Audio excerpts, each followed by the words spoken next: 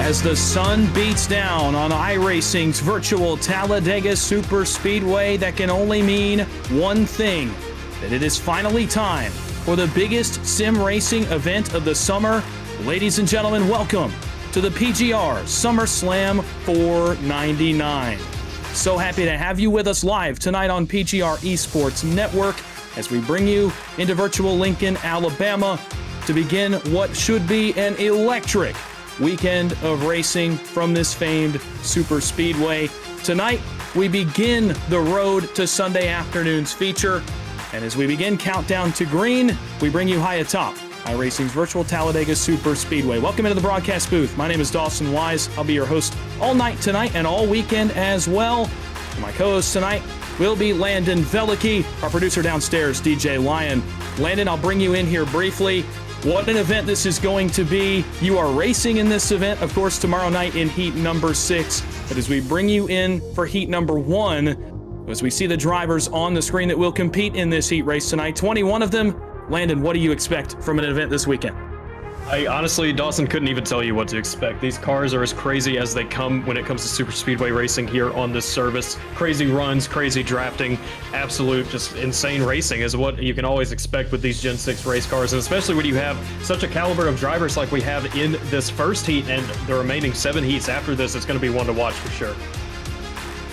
Well, absolutely it is. We take you down to the venue for this weekend's event. It's one these drivers and you all as viewers know very, very well. It is Talladega Super Speedway in Lincoln, Alabama, 2.66 miles in length, 33-degree banking in the turns, about 17 degrees in the tri-oval. Of course, the most interesting feature is that start-finish line that is about 1,000 feet further down the racetrack than we are used to at Daytona. It makes for some incredible finishes. It's made for some really great moments over the years, including last year's SummerSlam 499 as Malik Ray and Andrew Navarro battled it out all the way to that line.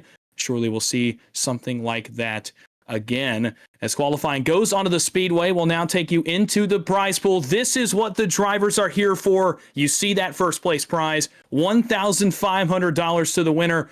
Plenty of money to go around beyond those positions, Landon, but ultimately it's that big first place prize. Oh, by the way, a championship belt and the prestige of being a crown jewel winner surely to go around for these drivers also.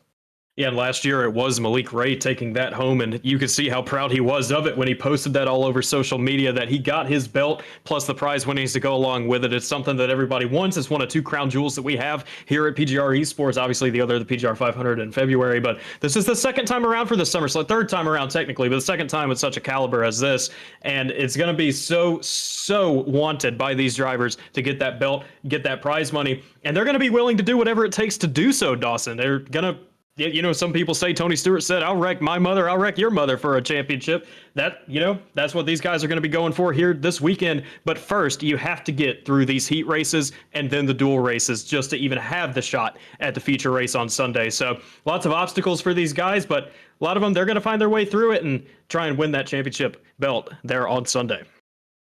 Let's quickly go through the formats for these races, the preliminary races, as we'll call them here over the next 3 days. Tonight, we begin heat racing. This is heats 1, 2, and 3. And on your screen, you see them. 8 heats, 21 or 22 drivers per heat. It just depends on which one. It was snaked based on the I rating of each driver, which is iRacing's driver rating for each individual driver. They are 30 laps in length. We'll go 30 each tonight in these first 3 heat races. 100% fuel means a pit stop is out of your mind. 1 green, white checkered attempt should we need it, and that's notable. That's a change from last year. Only 1 attempt, and fast repairs available in the pits. 5-minute qualifying, that's what's on track. Currently, the drivers will be setting times tonight in their heat race to get up front and get track position. The top 10 in tonight's first 3 heat races will advance into Saturday's dual race number 1. Heats 1 through 4 go to duel number 1. Heats 5 through 8 go to duel number 2. So tonight, all 30 drivers that will advance, you'll see Saturday afternoon in the first dual race. Everyone else, your road ends here. Going forward, some rules of emphasis to look forward to for this event, similar to what we will see on a weekly basis. Of course, you see some of the notables there. Blocking, responsible for your own nose. No lane changes before the start finish. These are rules that are common in NASCAR as well, notably different for the iRacing services, the cause of caution penalties. We will try to keep you updated on those throughout tonight's race. There are some some race chatter, some review rules in effect as well that you all will not see on screen tonight unless a review becomes necessary to determine finishing results in tonight's race. But you see a lot of the rules that are going into this event. It was made very, very clear what is and is not allowed, what is and is not out of bounds for this event, for both winning a heat, winning a duel, and winning the feature, but also just to transfer in. We've seen it in the past come up, and that is what is on tap tonight. About 90 seconds to go until we get on the grid for heat race number 1. The anticipation building for the drivers on the racetrack currently. Here is your race analysis for the heats. Again, we just kind of went through it a little bit. 30 laps in length, 100% fuel, and the top 10 get out of tonight's heat race and give themselves at least one more chance, a chance on Saturday to lock in to the 3rd annual PGR SummerSlam 499.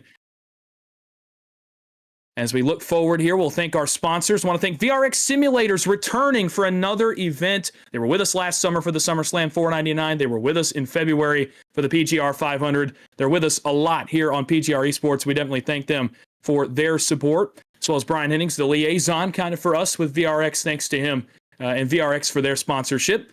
And also our sponsors for the entire event, our title sponsors, Blanchard's Towing and Recovery. I want to thank them for their support of the SummerSlam 499, another longtime sponsor of PGR eSports, as well as Ryko Performance. I want to thank the folks over at Ryko for coming on for this weekend's event. You'll see one of Ryko's house drivers, Tommy Gossett, racing this weekend in this event coming up in a later heat, I believe tomorrow night. So looking forward to seeing him on track representing the Ryko Performance Group. We want to thank them for their support of this event this weekend. Closing seconds of qualifying can mean only one thing. It means we're about to get trackside. The wait is over. It's been 365 days since the SummerSlam 499 took to the high banks of Talladega Superspeedway. It will do so again tonight. An event that is no longer dormant in this community returns. Once again, it's the 3rd crown jewel for the PGR eSports community. And as we head down trackside now, you'll see cars begin to populate the racetrack. And welcome once again in high above Talladega Superspeedway. It is time to go. I want to thank you so much for coming out tonight and joining us for live action from Talladega Superspeedway. Sit down, get comfortable, go grab a snack, grab a drink. Let's get into it. Into the starting grid for heat race number 1. On the pole will be the captain for Team Dega Pros. It's John Ward in the 92, a 52.213 second lap. To his outside, it's the driver from McCullough Motorsports. It's Casey Sprinkle in the 59 machine. Moving back to row number 2, it's Vicente Guerrero making his PGR return in this event. Alongside him, it's the 06 LNS Custom Chevrolet of David Sheets. Back on row number 3, going to be Jared Haynes in the 007 for the Jack Shack. That's a team you will hear a lot this weekend, spread across these heat races. To his outside, making a return for the first time since February, it's the 94 of Kevin Champagne. Back on row number 4, starting 7th, it'll be Adam Young, another Jack Shack entry in the 22, and Colin Keister in the 15 makes a return to PGR. He'll go from position number 8. Back on row 5 and rounding out the top 10, it'll be John Darnell III in the 23 machine, and Yakov Kirsanov in the Geico Chevy making his return to PGR as well. Next up in the 11th starting position, Matthew Heel, one of the several British drivers competing in this event here this summer. Bruce Bernard going to be starting next to him in 12th. Following that, 13th place tonight will be Justin Champagne, obviously the brother of Kevin Champagne, then Cohen Thompson out of New Zealand in the 14th starting position. Matthew Taylor will be starting in 15th with Austin Halsey to his outside in 16th. Aaron Roth will be 17th, George Jewell 18th, Brandon McKee 19th, and Matt Lee for NBG in 20th. That makes up the starting grid for this first of 8 heat races in the PGR SummerSlam 499. Sure to be an incredible event this weekend, and it has to start somewhere. It starts with heat race number 1. We took you through the format. It is 30 laps in length. That will be the format for every one of these 8 heat races. And these guys have been waiting.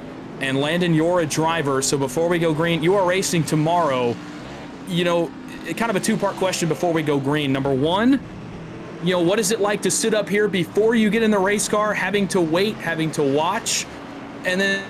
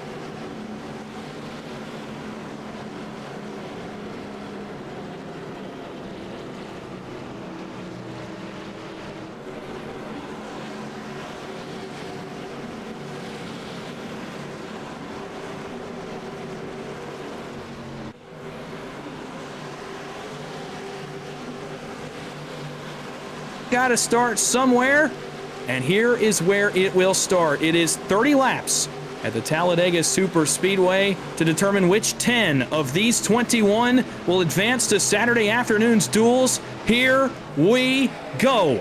Green flag. We are underway from Talladega.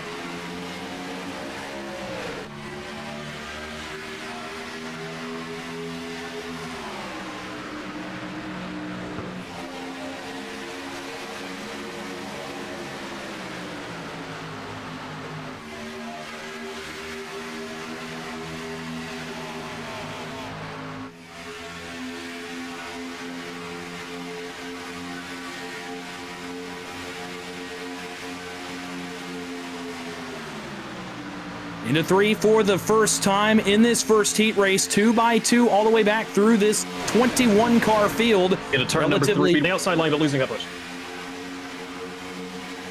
Well, off turn number 4, John Ward to the outside onto the push of Casey Sprinkle. That will be the combination up on the top side. They've got David Sheets, man that knows these two very well.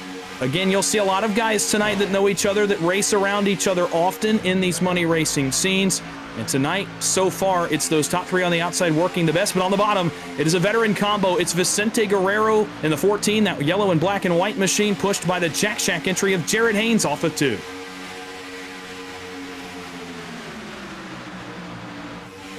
And down the Alabama Gang super stretch again, Ward and Guerrero will go side by side. Jared Haynes the push on the inside, Casey Sprinkle the pusher on the outside. And again, the notable thing that I am picking up on in this early stage of the heat race, not a lot of 3 wide. Oh man, Jared Haynes' push gets a little bit aggressive there in turn number 3.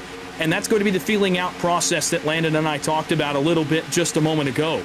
These are guys that you know, but there are some guys maybe you haven't pushed in a while. And for Jared Haynes, Vicente Guerrero, maybe that's the case. You're finding out, okay, here's the limit I can go to, here's what I can do, and here's now what I can't do. And Jared Haynes just found that out for himself. Lap 3 on the board, first bout of 3 wide back in the field. Could not tell which car got pushed out of line, but there is one that is side-by-side 3 wide going backwards. It's George Jewell in the 36 machine that was going out back the wrong way. Up front, Sprinkle continues to lead over Guerrero, then Haynes, then Ward and Sheets on the outside with Kevin Champagne hanging around. Again, top 10 are in. Last man in right now for your reference on the screen is Justin Champagne in the white 38 Ford on the inside as of now. He's side by side with the 15 of Colin Keister. That is currently the battle for the final transfer position. Keep that in mind. Top 10 make it. Everyone else, their road ends 30 laps into this event. Sprinkle continuing to lead. Now he's going to do some lane managing, and if it's your first time tuning in to one of these money racing style events, you're going to see a little bit more aggression, a little bit more abnormal moves, I guess, from what you may see in a league racing setting, in an official racing setting. You're going to see a lot of these lane managing type moves to pick up on runs, to keep yourself out front. Sprinkle, very confident doing it, likes this car, ran well in the recruitment races over the last couple of weeks if you tuned into those. And out back, there's another man that's very comfortable in this car. It's Matt Lee in the Martin Sports Toyota Camry with Tucker McClendon, that black and orange machine.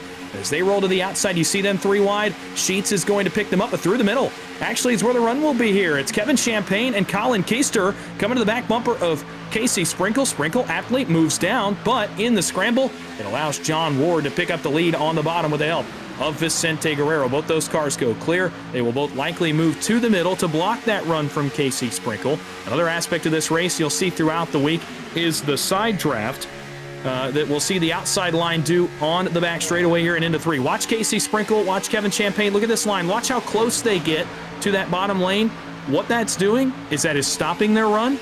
It is pulling them backwards, and you see visibly that a couple of those cars on the bottom, namely Jared Haynes, got pulled about half a car length off of their help. It allows them to gain momentum and now be the more controllable line into the front stretch. I think we've got Landon Velicki back. Landon somewhat calm, but the guys we expected, Matt Lee, Tucker McClendon, Justin Champagne, starting to get more aggressive as this thing moves on. Yeah, and really to emphasize something, I'm not really seeing such a strong outside line like we're kind of used to seeing with this Gen 6 car. Usually you see these guys kind of arc into the corner to side draft that bottom lane, then arc back out, and that outside lane is continually dominant in this Gen 6 car. We're not really seeing that until just now with the likes of Ward, Sprinkle, and Champagne getting clear on the top side. I would imagine you're going to see them try and come down to side draft Guerrero down there on the bottom. but they're not going to do that. So maybe now it just took them a couple laps to adjust to this and get kind of their positioning right and ride around potentially for a little bit. Like we said, nothing crazy has really gone on just yet. We saw some 3-wide action, but so far it looks like everybody's just content to ride for at least this point in time. Well, you noted that they did not come down to side draft, and it's interesting you bring that up. John Ward, the captain for Dega Pros, has not been as eager to come down in side draft. He'll actually come all the way down now to the bottom. I thought maybe that he was going to bring Casey Sprinkle with him. Sprinkle leaves him out to dry and actually goes to the lead himself with the push of Kevin Champagne. But for Ward, even in the recruitment races, even in the PGR weekly races, has not been very apt to come down and side draft on the door of the inside line. We've seen it a couple of times in the last couple of weeks. And what does that do? Well, that outside line loses enough momentum with Ward getting out of line. It allows Colin Keister to come to the front. You see a bit of a moment there off of 4, and that was really the first big moment of the race. Look how far off Ward got. You can tell some of these guys being really extra cautious, but out back landed. Here comes the third lane. Justin Champagne, Matt Lee, and I believe Cohen Thompson in a brand new Monster Energy look. 3 cars now make it 4. Here comes Tucker McClendon, and just like that, we are racing. It's on at Talladega. Back to 3-wide action with Tucker McClendon. Matt Lee's been trying to make moves, catching a little bit of the wall. We're trying to crash. We're going to crash down the back straightaway. 3 cars around. Going to slam into the inside wall of the racetrack, and we are under yellow here at Talladega. Yeah, it's John Darnell that gets out of shape in the 23. It is also the 44 of Matthew Taylor, who you see on your screen, the Pepsi Chevy. And one other car, I believe, involved in this is going to be David Sheets. As we go back to start to take another look, this was right around where that 3-wide jockeying had started. Let's see what got this one kicked off of turn number 2. Ooh, a slide from Aaron Roth, maybe a bit of a wiggle perhaps from the 57. He gets sideways, gets down into Taylor, and it is on from there. Taylor noses into the inside wall. Darnell, I think, got away pretty well unscathed. Here's another look at it. Watch Aaron Roth. That's that blue car we're focused on right there. Blue, white, and black in the middle. And yeah, he just wiggles a little bit, and as he's trying to center back up on Kevin Champagne, goes to his left. The boy Darnell, Adam Young. And for Matthew Taylor, nowhere to go. Now, Darnell might have actually come away pretty well unscathed from this. Looks like he just takes his car for a bit of a slide on the apron for Taylor. And unfortunately, not as lucky. He's going to nose it into the inside wall. He'll either now have to come get damage fixed. We'll see what that process looks like. Another look here, close up on the back straightaway. Watch Darnell. Let's take a look. See that purple and gray, number 6. Is he able to get away from this okay? Oh, man, how about that effort from John Darnell? And, Landon, you talked about the things you'd have to do to transfer in. This is kind of under that umbrella to me with John Darnell and really Adam Young, too, making a save, as well as Aaron Roth. You have to be willing to save your car and do anything it takes to keep it off the wall as well. Oh, 100%. That's how you kind of survive in these things. These cars can be lethal, especially when these runs are being developed and you have kind of a little bit of discombobulation on that top lane like we saw with McClendon and Champagne that ended up getting Roth spun down into Young and Darnell to begin with. That's kind of what you have to do. You have to be willing to make those saves, and you have to have the ability to make those saves and have the awareness to complete such a task. And we saw, like with the likes of Darnell and Young, did that to an absolute T. Congrats to them on that. That might have saved their chances at making the SummerSlam 499. Now as we go back to live action, drivers on pit road to get damage fixed, or perhaps coming down to take a breather for drivers like George Jewell here. Matt Heel on pit road as well. Maybe just a chance, hey, I'm already back there. You know, let's go grab some new tires. Let's take a breath, take kind of a mental reset here. Also, and I failed to note this in the pre-race, it is a hot track. And I guess I wasn't quite aware the track would be this hot. It is 137 degrees on the surface of this racetrack. You see it there in the bottom left of your screen. And that is potentially a tire wear issue as well. Now, if you'll remember back a year ago in this event, we saw, near race crippling tire wear where guys in the Sunday afternoon feature were getting loose after 10 to 12 laps on a set of tires. And we saw guys having to wheel their cars to the front of the field. I don't know if we'll get to that point tonight, but it very well could have contributed to what Aaron Roth dealt with right there on that run to get a little bit loose. Perhaps it's tire wear that plays into that as well. Now that weather will not change, that temperature will not change as part of tonight's race. The weather is going to be static in the heat races. It will be different Saturday and Sunday, but for tonight it will stay constant. So going to be interesting to see on that one. Do want to keep you updated on the penalty process as well. No end-of-line penalties there. A racing incident is the call, so no change in the order up front. And, now as we transition forward, looking to a restart, Landon, kind of what I expected. A feeling out process. Guys have gotten a little bit further out of their comfort zones now, but certainly still too wide for the most part. Guys not really willing to make the huge bonsai moves yet. But as we get into the next 12 laps or so, inside of 10 laps to go, then I think you'll see guys start to do it. Top 5 on the racetrack: John Ward, Colin Keister, Vicente Guerrero, Casey Sprinkle, and Jared Haynes. Last 5 that would be in, and this will change, so don't take this as gospel. This will change. Kevin Champagne in 6th. Tucker McClendon is 7th. Aaron Roth is 8th. Justin Champagne is 9th. And Cohen Thompson is 10th. We'll get the 1-to-go signal right here.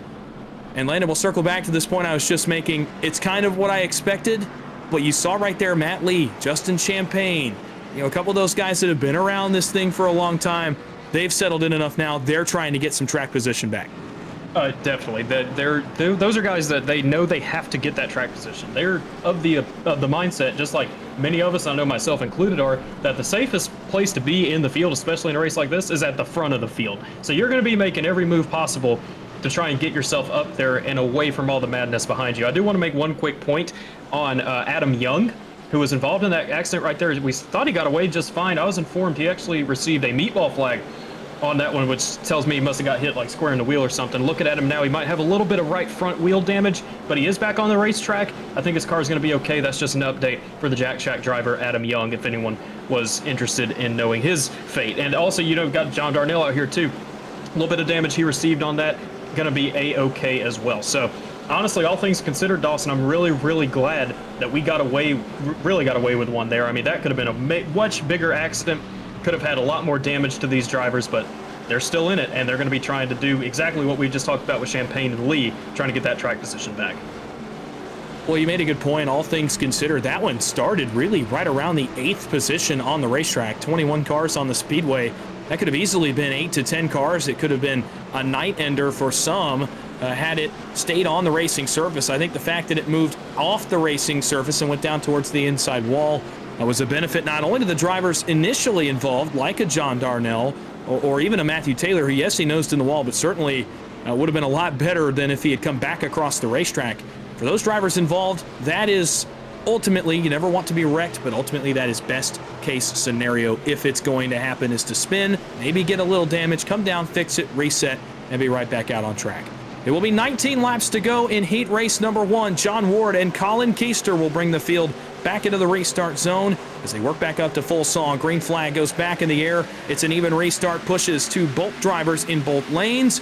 Top looked better at first. Now bottom seems to be more connected, but the top's got all the cars into one. Look at the gap between Champagne and Roth on the outside, Guerrero and Haynes on the inside as the field works up the banking. A little bit of a 5-car breakaway, and I want to make a point of that bottom lane right now. That's Colin Keister and Vicente Guerrero. Those are two very aggressive, very good race car drivers. Colin Keister is a winner in the eNASCAR Coca-Cola iRacing Series this past season at Vegas, but Vicente Guerrero decided he didn't want to push him anymore and is going to make himself get up into the line, as well as Keister having to bail back up to that outside line. And now the inside lane, if you can even call it that, is being led by the Jack Shack's Jared Haynes. And they're not really doing that too hot right now. They had everyone bail on them. They've got about 6 cars, 6 rows up that they need to start making some progress with Tucker McClendon in tow as well. Matt Lee once more trying to push it up that middle and see if he can make track position that way and get someone to go with him. But right now it's not materializing. Crash in the back. It's Adam Young. We've got one around. It is Adam Young once again spinning into the tri-oval, but no yellow flag has come out. That is within the rules, where it has to be 3 or more cars that spin out, cause a caution, unless it's an iRacing caution. Adam Young, tough break for Adam in the 22 car. He's going to need a yellow flag to come out soon to save his hopes. Oh man, and that's such a tough break as we get a quick look at the replay on your screens there. He got hit from behind by Matt Heel, the British driver in the 51, as a stack up in front of him unfortunately caused him to get hit. Looked like it was Yakov Kirsanov, the other car that was involved in that incident in the 18. Up front, bit of a shuffle as we look here towards the mid-pack area of the speedway. That's about where the transfer spot will be. So you see Aaron Roth, he's the loneliest man at Talladega Superspeedway right now, going back through the middle. That outside starts to work once again. Kevin Champagne, nice benefit for the 94 as he got to the lead, but it's John Ward, Casey Sprinkle, Matt Lee, John Darnell, veterans of the money racing community that lead that outside lane charge. They're up to fourth, and as he sees that run, another veteran, Vicente Guerrero, a lot of starts on the money racing and league racing super speedway circuit. He'll go to second. Champagne throws the block. That opens the door for Keister, Haynes, and Tucker McClendon on the bottom. First time we've seen the 00 up front tonight. Yeah, Tucker's having a tremendous run. Had a little bit of a run-in on that first yellow flag we received, but he got away from that one just fine, and now is making his presence known. Third in line on the bottom side of the racetrack. Jared Haynes, what a push to the back bumper of the 15 of Colin Keister. Keister might have been clear for just a moment, but he decided he did not want to go up right there. That is an interesting decision by Keister. Usually you want that outside lane. That is what everyone's fighting for. But he's right now entrusting the 7 of Jared Haynes. Now he's going to have to trust himself to push the 14 of Vicente Guerrero into turn number 1 back up to the lead of this race. And Vicente Guerrero, for those that have not been familiar with the driver of the 14, as Champagne goes to the lead with a push from Ward. Vicente Guerrero, again, a longtime veteran. He has been in this money racing or super speedway community, rather, for going on about 5 years at this point. He knows the moves to make and got his start, guess what, in this race car, in the Gen 6. Back when it was still utilized before we had the next gens, this was the primary car that we raced on a weekly basis, even on the league side as well. So it's a car Vicente is very familiar with. Boy, out back, Justin Champagne. Goodness, that white and black Ford Mustang. He has tried a couple of times to grab the right rear quarter panel of Matt Lee. It's not been successful. That allows for that line to slow down just a little bit as, again, Champagne trying to get track position. He's going to try again here into turn number 1. This time he'll get it.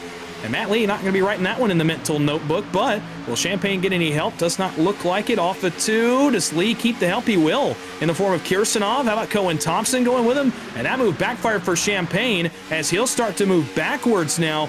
And that's important because with 15 to go, you're going to have to regain track position from the back to try to get in those transfer positions. Man, nobody going with the 38 all the way back to one of the last cars in line on that outside lane. That is Ambrose Kniebel, the 04. I'm a little surprised to see that 18 of Yakov Kirsanov. That's one of our best super speedway drivers also. He always comes out for these special events. He decided to go with Matt Lee instead, and now that has resulted in him getting hung out in the middle with John Darnell. Usually we see these guys, and it's kind of colloquially, excuse me for the long term right there, known as taking a right rear. What that means is you're trying to take that guy's right rear, like we just saw Champagne do to Matt Lee. Now he's going to try it once more. Lee blocks it this time. That is such an advantage. That's how you easily pick a car off one by one, because that side draft is so strong on that right rear quarter panel. But you need to have the help to go with you, and it just didn't have as John Ward tries to clear down in front of Vicente Guerrero into turn 3. Has the help with Casey Sprinkle. He had to resort to go in the middle of the racetrack, and now Champagne going backwards in the 94. Boy, that's interesting because Justin Champagne opts instead to go to the top with Kevin Champagne. Now he gets Matt Lee. He got to the middle of the 04 right there. Now, will he clear on his nose? Yes, he will. So Champagne's 3-lap exhibition to try to get around Matt Lee, and that 04 pays off. And now, like you talked about, Landon, it paid dividends in the fact that he's now the lead pusher in that upper lane. And now what he can do is have control over where that outside lane goes. In terms of side drafting, in terms of also just pushing, he now controls the momentum and also puts himself in position potentially to make a race-winning move here in a moment. Casey Sprinkle, though, not liking the push that he received. He will drop down on the nose of Tucker McClendon. Top 5 are clear back to Sprinkle. Almost 6 with McClendon. That's the first battle on the racetrack. And as soon as he went down, Sprinkle thought about it, goes back down again. And all of a sudden now 5 cars clear up front. John Ward pushing, but it won't be for long, Landon, because one of the most aggressive pushers in the entire event field, Matt Lee, is now the lead pusher on that outside lane behind Justin Champagne. And John Ward sees it. He comes up 2x2 for the lead. Crashing in the back. Big crash. Champagne's involved. Kevin Champagne, Aaron Roth got sideways. That will draw the caution flag and bring us to a halt late in heat number 1. I believe for the most part, we may have all actually kept it straight. I'm looking for cars that are sideways. Aaron Roth, maybe, but other than that, looks like everybody got away from this one. A replay on your screens now. Kevin Champagne, after getting split, as we like to call it, a moment ago in the 94, goes to the outside of Aaron Roth, takes his right rear, as you heard Landon just say. The contact to his inside renders him a little unlucky. Boy, That's some really, really good driving from not only the 94 and the 57, that's Champagne and Roth, but Yakov Kirsanov as well to not drive through the back of the 94 McDonald's Ford Mustang. Another look at it here. Watch to the inside of Champagne with Aaron Roth, 17 of Bernard, and they come together on the entrance of turn 1, and that's what causes the initial incident. The caution flag gets thrown when those cars are sideways, but boy, props to those drivers. They get it back straight. Huge save for those guys, Landon. You saw it first. That's kind of guys going for the same piece of real estate. Maybe a mistake. Oh, actually, Bernard got in the back of George Jewell, and it triggered a wreck. But again, we got away with one. And again, Aaron Roth gets away with one. He's 2 for 2 tonight. Absolutely great save by Roth and Champagne. And I'll tell you who this benefits the most is Adam Young. This is exactly what the 22 of Adam Young needed to see. He got involved in a crash that didn't actually materialize into a yellow flag and lost the pack because of it. Now here he is having a crash that also didn't even really develop into a crash, but the yellow flag was thrown. A little trigger happy by the RC, but that's something you got to do. If you think that's going to affect everyone behind, then you got to throw that yellow flag. As I do see now, Bruce Barnard in the 17 was issued an end-of-line penalty. I think rightfully so. It kind of seemed to initiate with him in that region at turn 1. But you got to shout out just what a tremendous job by Roth and Champagne to save that thing. And then Yakov Kirsanov in the 18, getting on the brakes, realizing what's developing in front of him, and getting away with absolutely no damage other than kissing the wall up there in turn 1. Absolutely great job by everyone involved to just make that less of a crash than it needed to be. Well, now, you have to consider for those 3 guys, as they will all come to pit road here, those guys that were running back in that area, Champagne, Kirsanov, Taylor, and Barnard.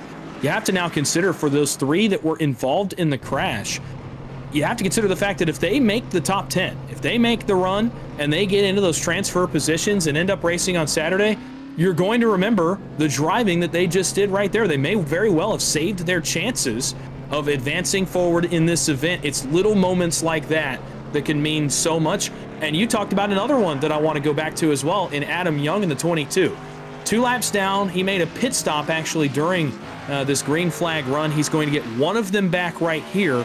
Why is that important? Well, he's still a lap down, you may be saying. Well, he goes from 2 to 1, and now, running in the back of the field, can just wait potentially for a late race incident, and then he will be back on the lead lap. You have to start somewhere. Young starts here towards the end of heat number 1, trying to get his laps back and keep his hopes alive in the SummerSlam 499. You'll see him come back down to pit road. Might not know about you, but it looks to me like that right front wheel is still a little bit off. Not sure if Adam Young's working with some damage still, but good to get back to 1 lap down. He still has at least a prayer of making it to Saturday afternoon's duels. I was going to point that out. That right front wheel for Young does not look healthy. And then when you enter the cockpit, you can see just how off the steering wheel is for him. But that isn't too significant in the grand scheme of things. If he can still be able to maintain in the draft after he gets his next lap back, if he does with a late race yellow, he's going to be okay. And then he just needs to try and make up some track position. But if his car won't allow him to do that, he's just got to hope for a wreck at that point, which we're very used to seeing, especially in these Gen 6 cars. That is not at all out of the realm of possibility. Adam Young does still have a chance, but he's got to really start praying that he can get some cautions and get his laps back. Back to this point, what we're coming to now, we've come into 9 laps to go. We're going to be restarting with 8 to go. It's crunch time. It is absolutely crunch time. You cannot wait around if you're in the back part of this field anymore. You have to start making moves, and you have to start doing them now. But you have to make them methodically. You can't cause a crash, or else you'll just end up in the back anyway. You have to do it methodically, and you have to do it as smartly as possible. And try to advance yourself through the top 10 finishing positions into the dual race on Saturday. That's really what it comes down to for these guys in the back. For example, Champagne, we were just talking about him. We just saw him up front leading laps. He's outside of it right now. Yakov Kirsanov, another one. Aaron Roth, we've seen. David Sheets, a veteran. These are guys that need to be up here, you would imagine, would still try to make their way up here. They just got to do it pretty quickly. They are running out of time to do so, and that's what's going to cause the chaos in the mid-pack. Oh, absolutely, and we will re-rack for you, then I'll comment on that point as well. John Ward will be your leader again for this second restart. Vicente Guerrero lines up to his right elbow in second. Row 2 will be Justin Champagne on the inside, Colin Keister on the outside. Row 3, It's Matt Lee and Jared Haynes, a couple wild card drivers, I think, for the first two to make potentially moves to go even further forward. Then you have Casey Sprinkle and Brandon McKee. First time we've said McKee's name tonight. He'll run from 8th. And how about Ambrose Knievel? He's inside the transfer spots right now in that 0-4 machine. So too is Tucker McClendon. But wanted to comment on that point about making moves. Again, you're right. You have no time to wait. Now, the best part about this for those guys running 11th on back is this car contributes to making moves quickly. We just saw a moment ago, Matt Lee, Justin Champagne, Tucker McClendon got to the front quickly when they decided to go. You just have to have dancing partners that are willing to go with you. And obviously some veterans back there. Darnell has been at this for a long time. So is David Sheets. So is Kirsanov. So is Kevin Champagne. These are guys that know the moves they need to make. They know exactly what they need to do. Now you just have to go and execute. And sometimes that's the hardest part. With the stress that you're under, sometimes your decision making is affected. Even for veteran drivers in this position, that can still happen. But those four are the four I'm watching from 11th on back to be the first to lead this kind of movement to the front. It's going to get hairy right around that 10th position. Again, keep that in mind. That is your transfer spot. Tucker McClendon runs in it right now. 10 race in the duels, 12 are going home. Who will it be? Let's find out. 8 laps to go at Talladega. Green flag is back up in the air. John Ward spins the rear tires a bit, but gets a good start, and now has his choice of lane. He'll go to the outside with Guerrero and Keister as the field works into one. That's something we really need to keep an eye on. These Gen 6 cars have so much power underneath them anyway. They can have the tendency to spin their tires, but especially when you have a hot racetrack, which we do have here tonight. That is going to be something, if we have further restarts, we just saw all the wiggling going on. That's going to be a problem as you see everyone start bailing to the top. McClendon, Jewel bail up to the top. That just leaves Champagne and Matt Lee. These two were battling just in this last run, left and right with each other. Now they're forced to work with each other, make that bottom lane roll, and make that bottom lane roll they are doing. They are all the way to the lead with Champagne in turn 3. Champagne's going to have a look at getting clear of John Ward out of 4. Yeah, and again, I talked about Matt Lee and the aggressive pushing. He is probably one of, if not the most aggressive pusher in the field. You can be squirrely in front of him all over the racetrack, and he's still going to take the opportunity to continue beating the back bumper off of your race car. And it benefits Champagne, and it will now benefit Matt Lee, because what this does, Champagne gets clear, he goes to the lead, but Matt Lee clears himself now to be on the front row and be the furthest ahead that he can of that transfer position out back. By the way, not a ton going on out back for that position. Currently now, Aaron Roth, Jared Haynes occupy the final 2 spots in the dual races. No 3 wide moves out back quite yet. Back into 3. Champagne on the push from Ward. They will more aggressively side draft here as they come down on Matt Lee, and that will stop that inside lines run, but not so much credit to the 59 of Casey Sprinkle. He pushed Matt Lee right through that side draft. Out back, there's the first 3 wide move. Landed it's Sean Darnell, Kevin Champagne, and Matthew Taylor. They're trying to get to the transfer spots, and look at McClendon throwing a block across Darnell's nose. And as that's happening, John Ward decides he wants to try and pass Champagne. Might have been getting a little bit hot underneath the hood of the 92. Now he's going to hook up with Matt Lee. Saw what Lee was able to do with Champagne, push him all the way up to the lead, and now Ward's going to try to do the same, but it's just not materializing yet, because on the top side, Champagne has Vicente Guerrero and Colin Keister behind him, and Jared Haynes. That's just a very well-qualified group of drivers to be leading these lines as Guerrero bails on him. And he's going to have Keister with him. Send the other Champagne to the back of the field now. Oh, man, Kevin Champagne was out on the 3rd lane, coming to the aid of brother Justin Champagne, but not going to materialize. Now he'll go out there. It's the Champagnes on the outside trying to get that line moving, but up front it's Guerrero and Ward, 2 of the longest tenured money racers in the field. Colin Keister pushes Guerrero clear for the lead, but that outside's going to have some steam back around John Darnell. Champagne into the final transfer spot. 5 laps to go. A moment for Darnell into 1 will stop that outside lane's progress, as up front Guerrero and Keister are clear. How about Ward getting clear? That outside, make it the middle now, is not materializing. Ward is going to go to the outside of Keister, and this is more what we expected for late race. They're jockeying everywhere. Justin Champagne to the outside, 3 wide, 4 rows deep.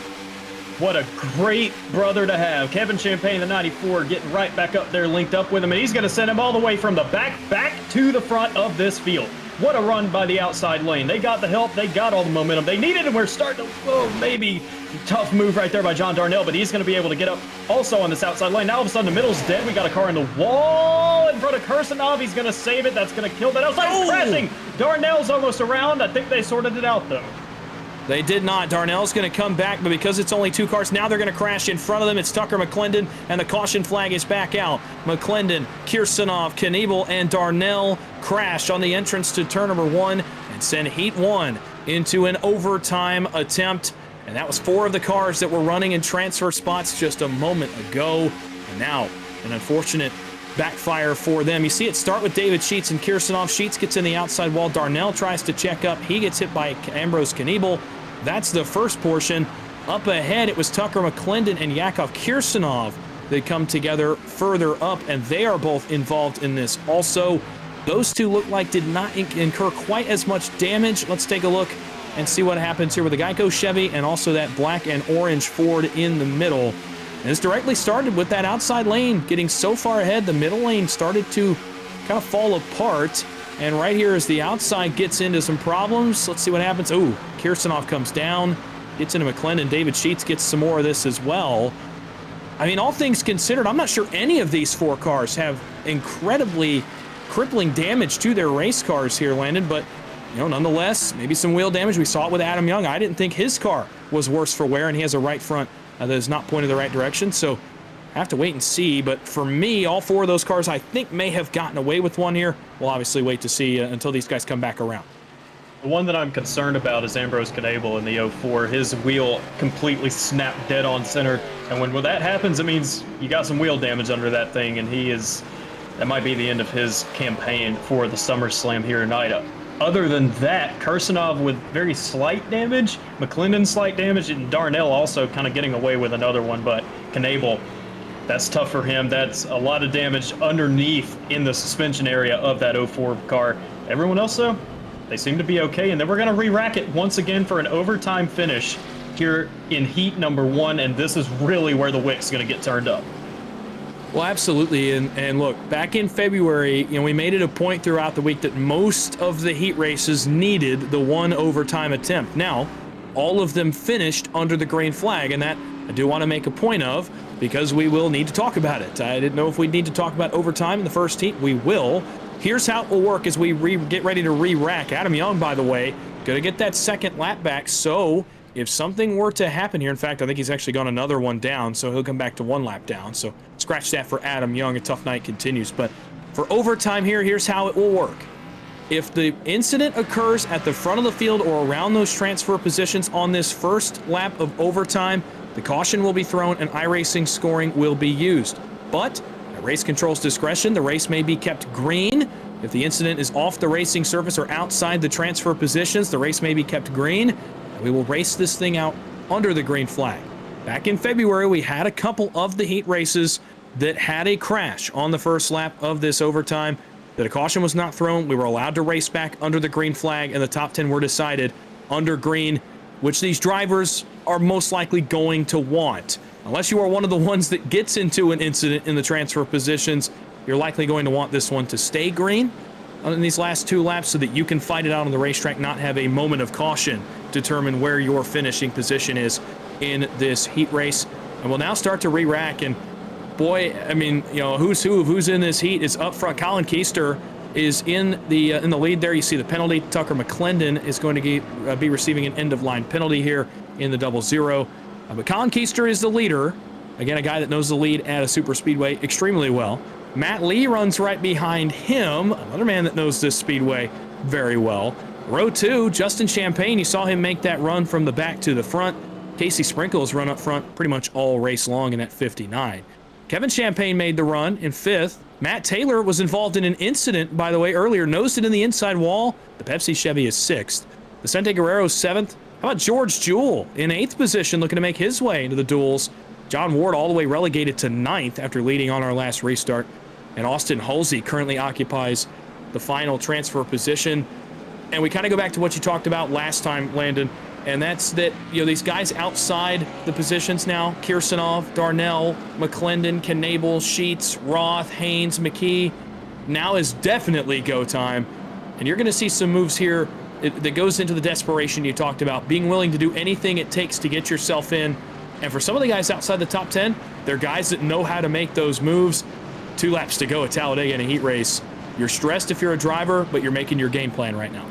Yeah, the anxiety is at its all-time high right now for the guys outside of the top 10, and especially on row 5 where you find Ward and Halsey. Those two they know they gotta go somewhere too. It's not just everyone 11th on back. Those guys need to be going some places too to avoid and combat everyone behind them trying to pass them. Quick update on Knable and Darnell. Both of them did receive meatball flags. Both of them are back on the racetrack. So they have a little bit of damage to them, but their chances are not done just yet. So that's great news for those two, especially someone like Darnell who's just had a rough go of this heat. He does still have a shot to make the SummerSlam. I'm looking a little bit further back though. Jared Haynes for the Jack Shack, 11th position right now, first guy out. That is somebody who received his first PGR Intimidator Super Speedway Series win a few weeks ago in this Gen 6 race car. He knows what to do when it comes to this style of racing.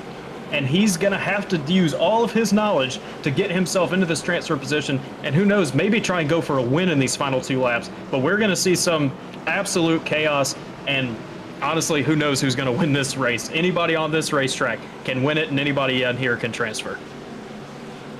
Well, here we go. It is going to be still 22 race cars, 10 spots, 21 on the lead lap. Will contest 2 laps. This is the only overtime attempt we will have in Heat 1. It is going to end right here, whether under yellow or under the green flag. 10 spots available. More than 10 cars means it's about to get hairy. Buckle up. The first heat race finish 2 laps away. The pace car dives to the safety of pit lane. Colin Keister, Matt Lee on the front row will contest for the win. And boy, look out back for the 10th position. It's going to get fun into the restart zone. Green flag goes in the air. Overtime is underway in Heat 1. Stack ups both ways. Guerrero a little bit sideways. Roth a little bit sideways as they spin the rear tires. The lanes are dead even. Outside looks George Jewell. And as the field rises the banking of turn 1, the moves are on. Where do you go? Where do you make this move in this chess game? Out of 2 is really where we're going to see the runs start to be generated. John Ward tries to get up front of the 82, is not able to do so. Now we're going to see that outside line develop towards the top. Start slowly working their way up there. Now the 3rd lane starts to arrive on the scene as well, but just not so crazy really around that 10th position just quite yet. John Ward going backwards, though, somebody that we've seen lead most of the laps in this race. Back into turn 3, they'll see the white flag when they get back around. On the inside, it's Matt Lee on the push from Keister. On the outside, it's Sprinkle, Knable, Darnell, and McClendon with the first 3 to try the outside line, along with Matt Hill and the Rowdy Toyota. And out front, it's still 2x2. George Jewell takes a look. How about Matthew Hill, the British driver on the outside, pushed by Knable. He'll push George Jewell at the white flag.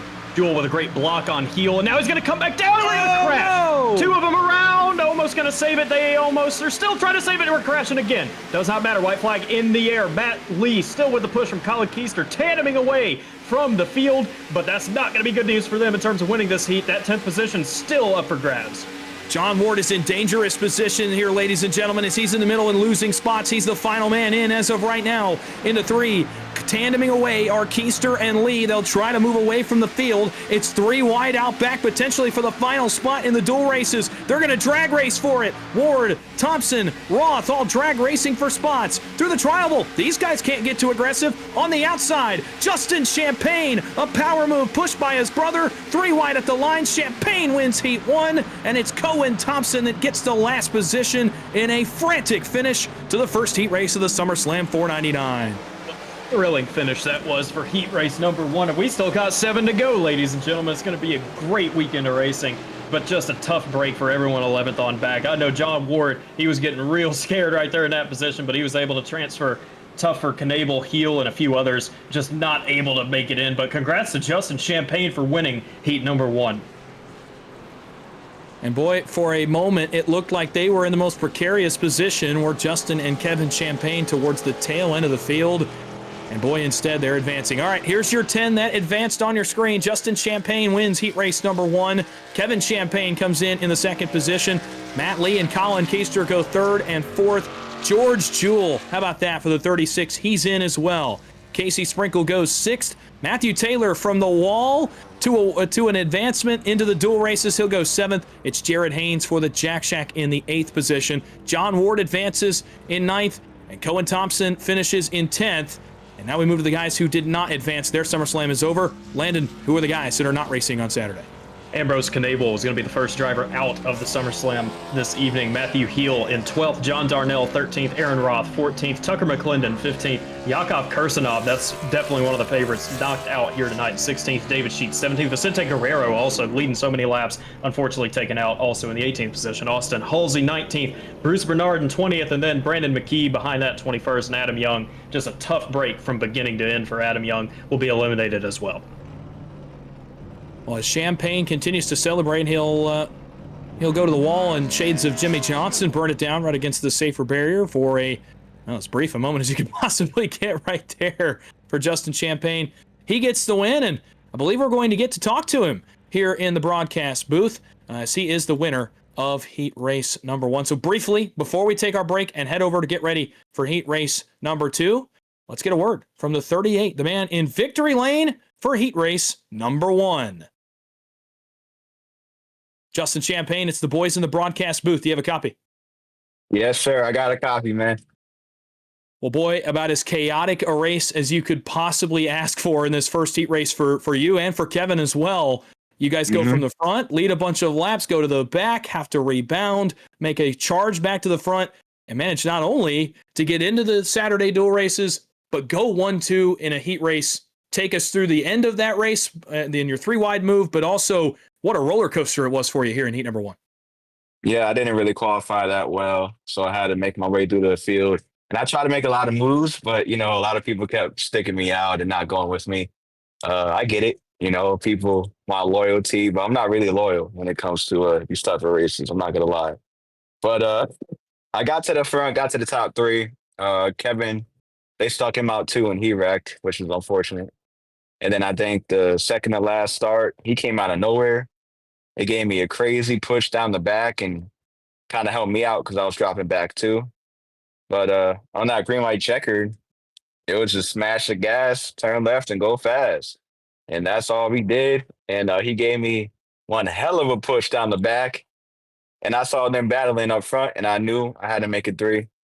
So we made it 3 wide and ended up 1-2. So Champagne boys for the win. Well, got to feel good to get a 1-2 finish, not only just to see Champagne 1-2 on the finishing results, but also now as we move forward quickly, want to get your thoughts on what this does for your guys' confidence going forward. You're now going to start up front in dual race number 1 with a chance to advance into Sunday afternoon's PGR SummerSlam 499. What is your guys' confidence level after a heat race performance like that? My confidence level is a 10 out of 10. I learned a lot from this little duel or heat race, my bad. The car got pretty tight, and what else? The wheel spin on the restarts is pretty bad. So watch out for that throughout the weekend because these tires wear out. It gets tight on the top side. On the restarts, you're spinning the tires. So, 10 out of 10 confidence. I learned everything I needed to learn, and I can't wait for Saturday.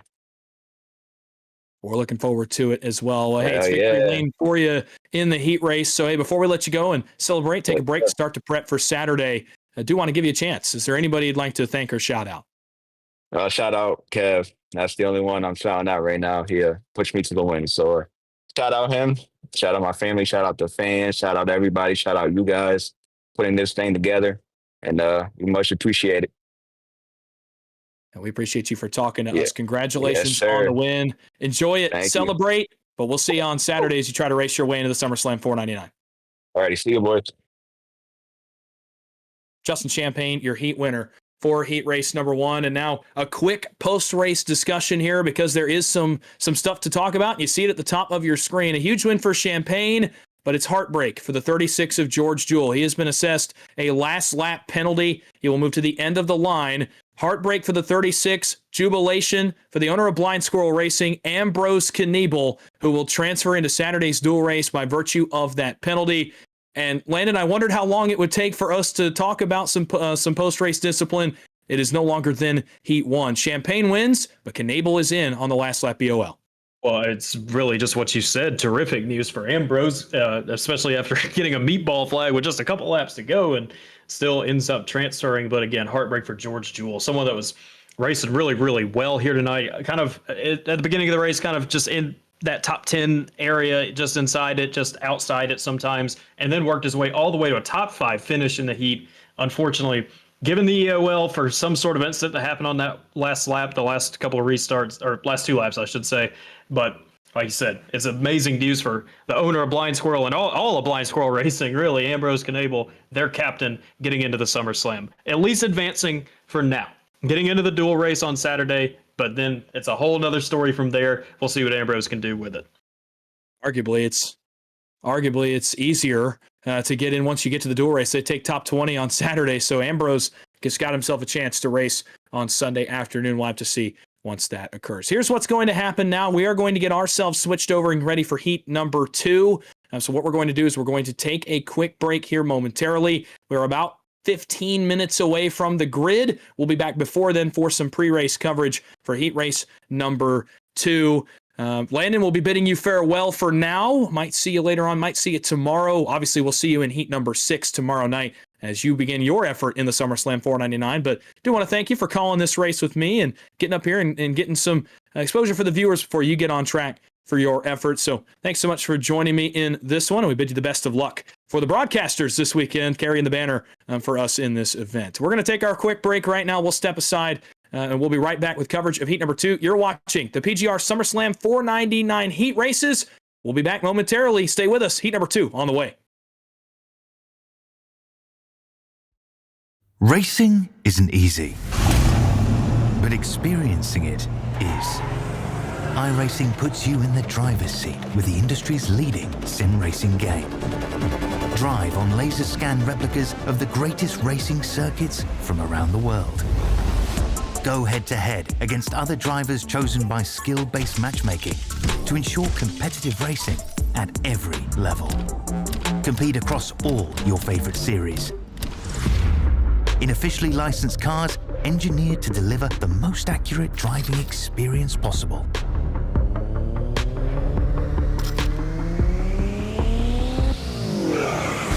Join a race or host your own with players from across the globe. Race against the computer or in a league with friends.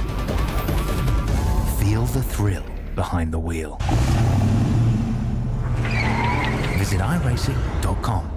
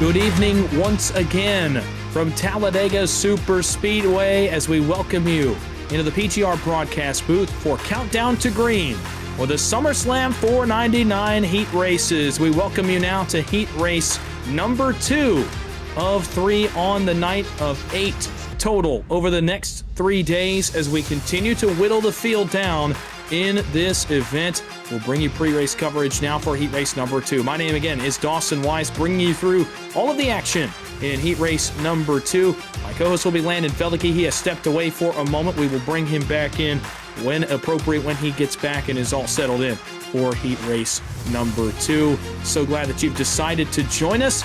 On the screen, the drivers that will compete in heat race number 2. And there are some names on it that we expect to be racing on Sunday afternoon. This one should be a good one. Heat race number 1 provided all the action that we could have asked for in this event as we get it started. You see names on there getting ready to go. Dalton Meelam started the PGR 500 back in February, as did a couple of others. Corey Wright raced in that event also. So did Jack Mace. Jackson Byes is a regular. Jacob Wilkerson is a regular.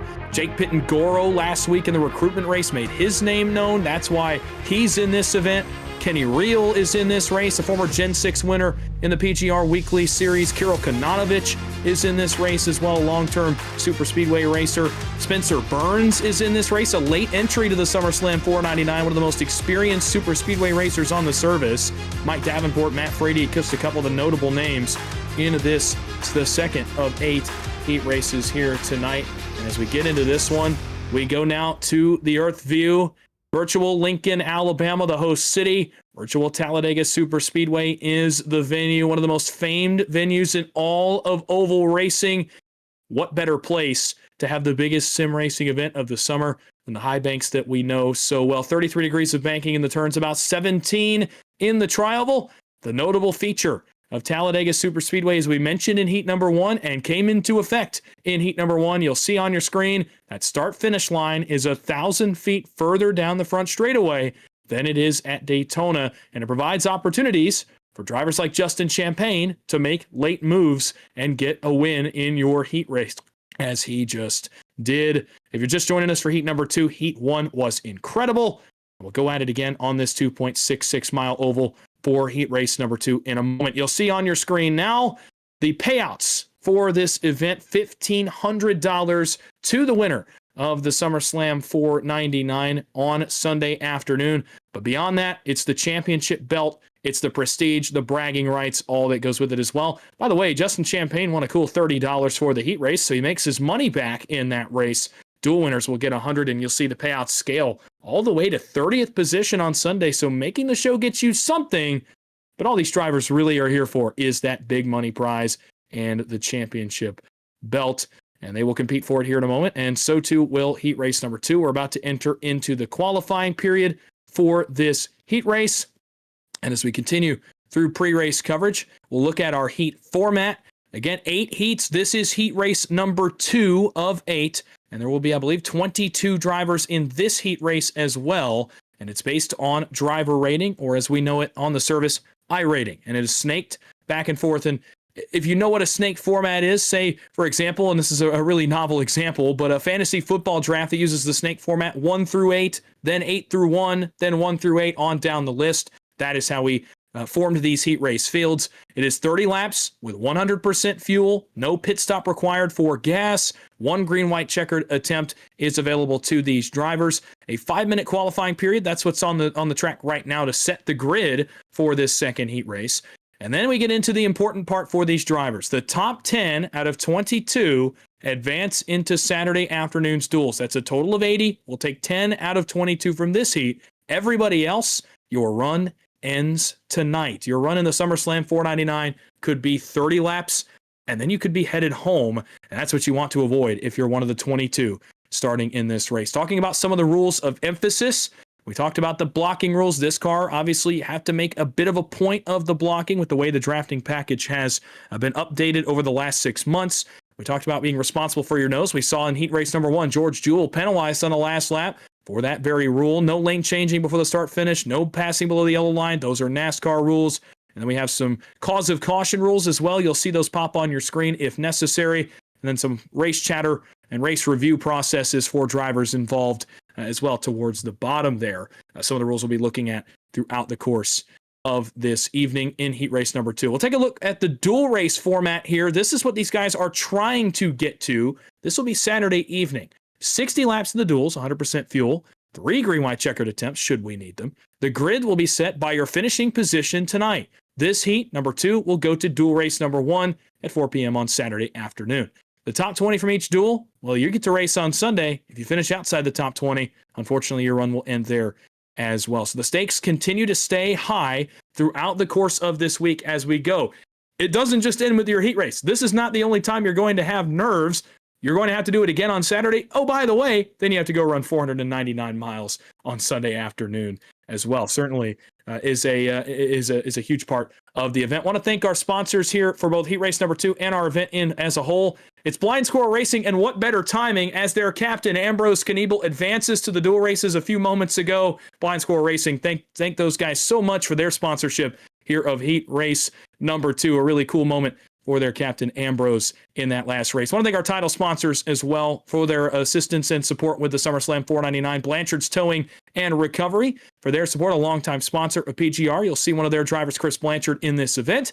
And of course, Ryko Performance for joining the team for the SummerSlam 499. Again, you'll see one of their house drivers, Tommy Gossett, go at it later this week as well to try to get his way into the SummerSlam 499 and carry the Ryko banner on Sunday afternoon.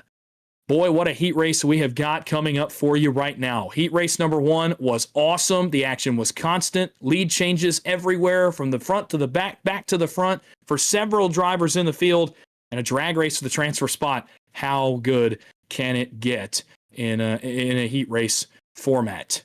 Well, as we now move on to heat race number 2. Quickly do want to bring in my broadcast partner. I thought for a moment it'd be Landon Veliky, but we've been joined here last minute by my co-host, Austin Green, the man who's usually with me on the microphone. Austin, your first bout with this SummerSlam 499. I don't know how much you got to catch of heat number 1, but boy, the action is constant. We've seen this event twice now, and this heat certainly going to live up to the billing as well.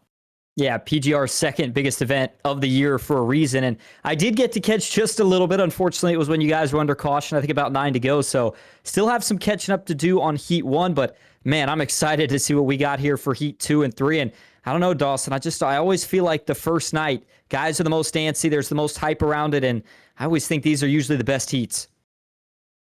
Well, absolutely. I think they are, and I completely agree. We've got some big names in this one, guys that I have circled on my list that I expect to be racing on Sunday, and even a few that I expect to be contending for victory lane come Sunday afternoon. We're almost done with qualifying. I do want to mention really quickly, Carl Lingle in this field that you'll see here in a moment is the only driver representing Blind Squirrel Racing. So do want to shout him out. In their heat race, you'll see Carl Lingle repping the Blind Squirrel colors.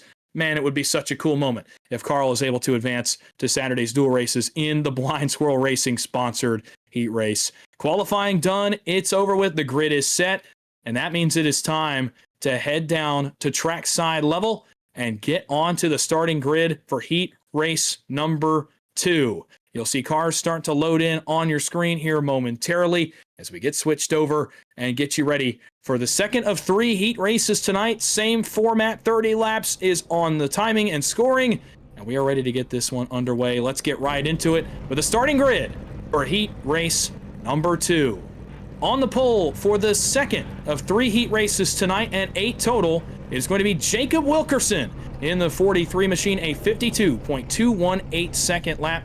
To his outside, it will be Kevin Tipton in the 13 machine, 13 1/1000ths off of that lap.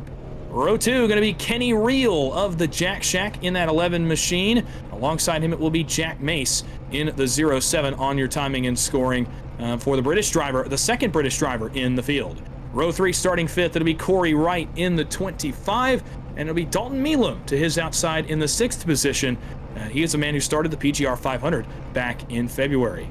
Row 4, Spencer Burns, one of the most experienced drivers in this heat race. He'll go from the 7th position. It will be Joey Beck in the 77 to his outside in the 8th spot. Back on row number 5 and rounding out the top 10, it'll be James Waring for Team Dega Pros in the 13. Kirill Kananovic in the 5 machine for the Belarusian driver. We'll start from 10th. Back in the 11th spot tonight, it's going to be the 99 of Jackson Wise. To his outside, one of the PGR eSports drivers, Mike Davenport, in the 55. Then we turn back to row number 7. Jake Patingaro, he'll start from the 13th spot. Matt Frady to his outside in 14th. Dylan Ast back in the 15th spot with Carl Lingle in 16th. That is that Blind Squirrel Racing driver that you shouted out. He's got some work to do. Andrew Harris rolls off from the 17th position. Sterling Thess back in 18th. And rounding out the top 20, it's going to be Ethan Delaire and Bob Fitzgerald. 2 more cars set to take the grid on this one. It's actually only going to be one. It's Wesley Shaw back in the 21st spot. Disregard Miles Bagley, as he will be in a later heat for this event. He is not on the grid. So it's 21 cars for 10 positions. Weather conditions on the bottom left of your screen. As we get ready to go green, that track 136 degrees Fahrenheit. It is hot, and it will stay that way. Static weather conditions for this heat race. As we get ready to go under the green flag for the first time, we saw the heat affect the tires on restarts and even potentially under green flag conditions. It will also affect the pushing, being too hot behind one of the cars. It'll affect the moves that these guys make. Well, Austin heat race number 2 is on track. 30 laps, no fast repairs, I believe, in the pits for these guys. We saw Adam Young struggle with that in heat race number 1. 100% fuel, a green-white checkered attempt. And again, the important part for these guys, top 10 get out of this race. Everyone else goes home. Austin, big stakes. You've raced and broadcasted these events before. A very unique position for you. You're now back on the microphone, but you've been a driver. Take us through the driver's mentality in this moment right now on a pace lap that seems eternal. Yeah, it doesn't. I mean, the mentality's simple, right? If you're in the top 10, you're saying, guys, we're all in. Let's work together. There's no point passing each other. But if you're anybody outside the top 10, I mean, this is no hold bars. You are all out from the start. No friends, no teammates. 10 spots, 30 laps, you have to go. And last note I'll make real quick before we go green is, you mentioned the track temp, Dawson. I raced these last week in one of the HGR races. When it's this hot, you get about 10 laps in, you can't push in the corners like you can on a cool track. So I'd be curious to see if guys struggle with that here tonight. I'm curious to see it as well. Interesting that you note that here right before we go under the green flag. Well, 1 down, 7 to go, 2 more tonight, and this is the middle one. Heat race number 2 of the SummerSlam 499 about to get underway. Jacob Wilkerson brings the field into the restart zone. Green flag, we're underway in heat race number 2.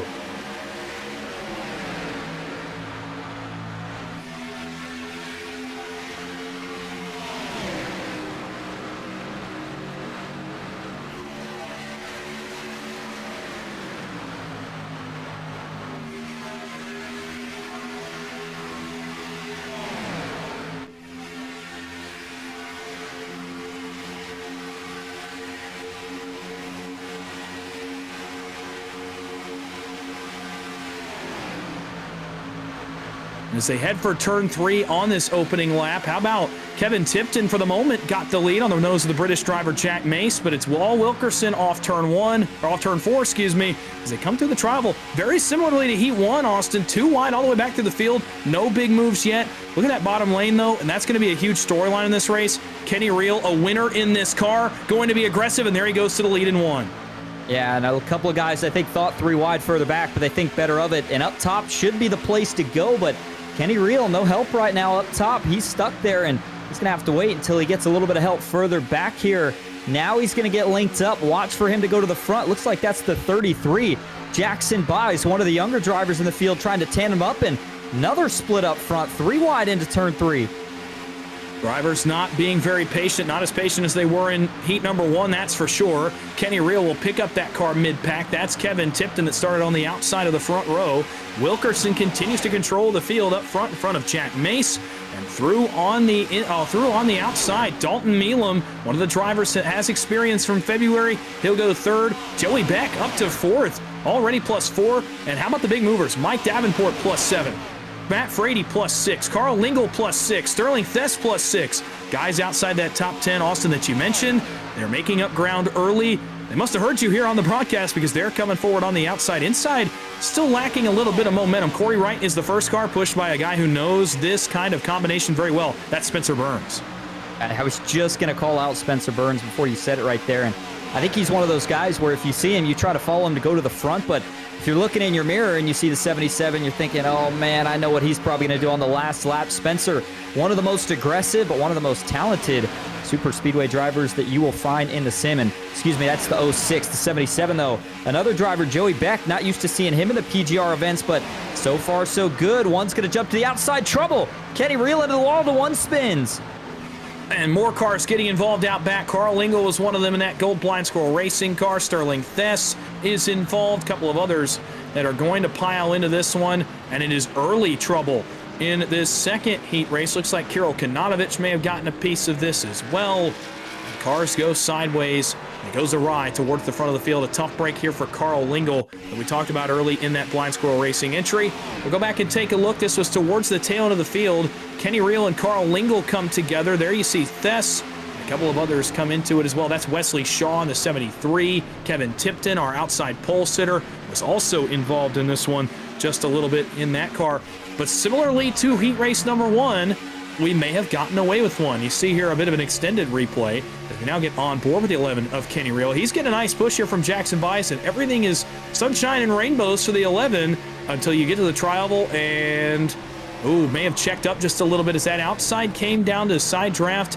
Kenny Reel may have had to jump in the brakes. Jackson Bison may not have been able to see that checkup in front of him. It gets in the back of Kenny Reel. But all of these cars, for what I can tell, are okay. Gonna have to look for some right front wheel damage, though, Austin. That's been the story of the night so far.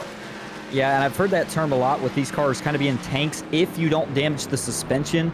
It seems like as soon as you get any of the suspension damaged, even a little bit, it takes so much time to repair it on the pits that it can end your night. But, that was kind of an interesting wreck because it seemed like for Kenny Reel and Carl Lingle, the two that initially made contact, they seemed to get away with it.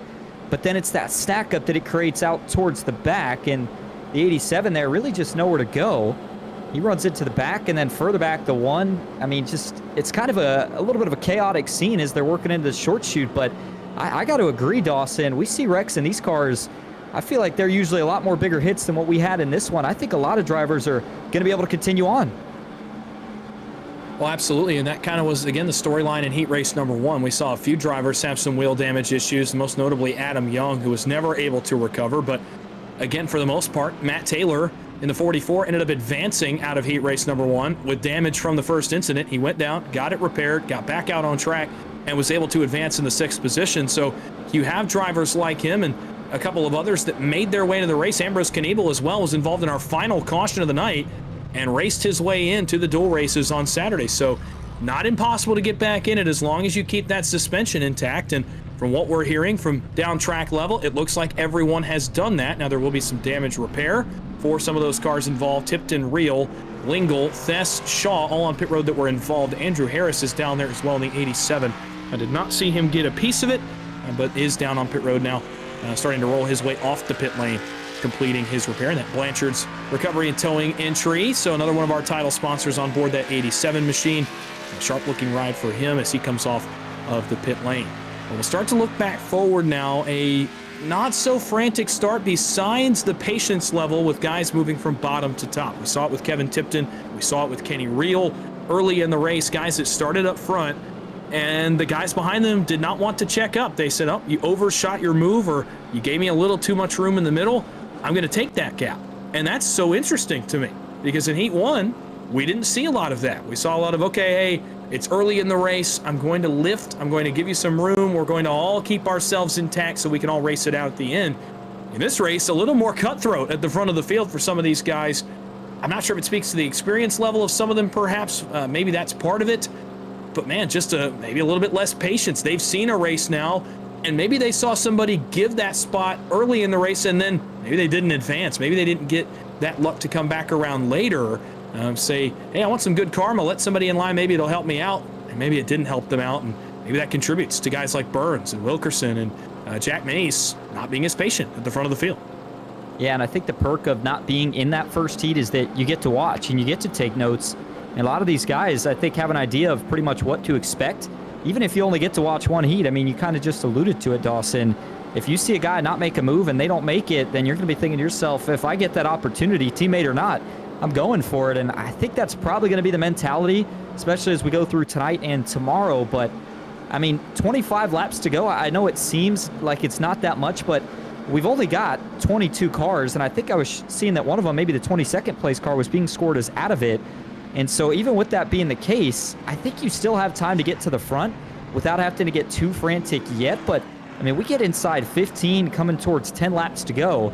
That's when you get to that kind of, you won't get a chance to get back to the front if you get caught up in the back. So I do think that wherever you are in the field, it's a good opportunity to slowly work your way up consistently through the heat. But I think if you're in the back, maybe you could wait a little bit longer to see if these guys have one more wreck before you really try to go to the front. Well, that's what we saw some guys do in our first heat race. And Justin Champagne and Kevin Champagne. Early in the race, we saw them get shuffled backwards, and they kind of bided their time for a little bit until it was time to go. Inside of 10 laps to go, they got all the way to the front. Boy, they ended up winning it. Nice onboard shot here under the caution flag from Jack Mace, the second British driver that we've seen in the field here tonight. We saw Matt Heel in race number 1. We now see Jack Mace here in race number 2. One of the sharper paint schemes in the event as well on that 07 machine. He'll go from 5th on this restart, but led a couple laps early. It does a lot for the stress, I have to imagine, as a driver, to get out front, lead laps, make a couple moves. I think similarly to February that I got to talk about on that broadcast is once you make a couple moves and you get some laps under your belt, then I think you can say, all right, I'm going to take a deep breath. I know the goal at hand now.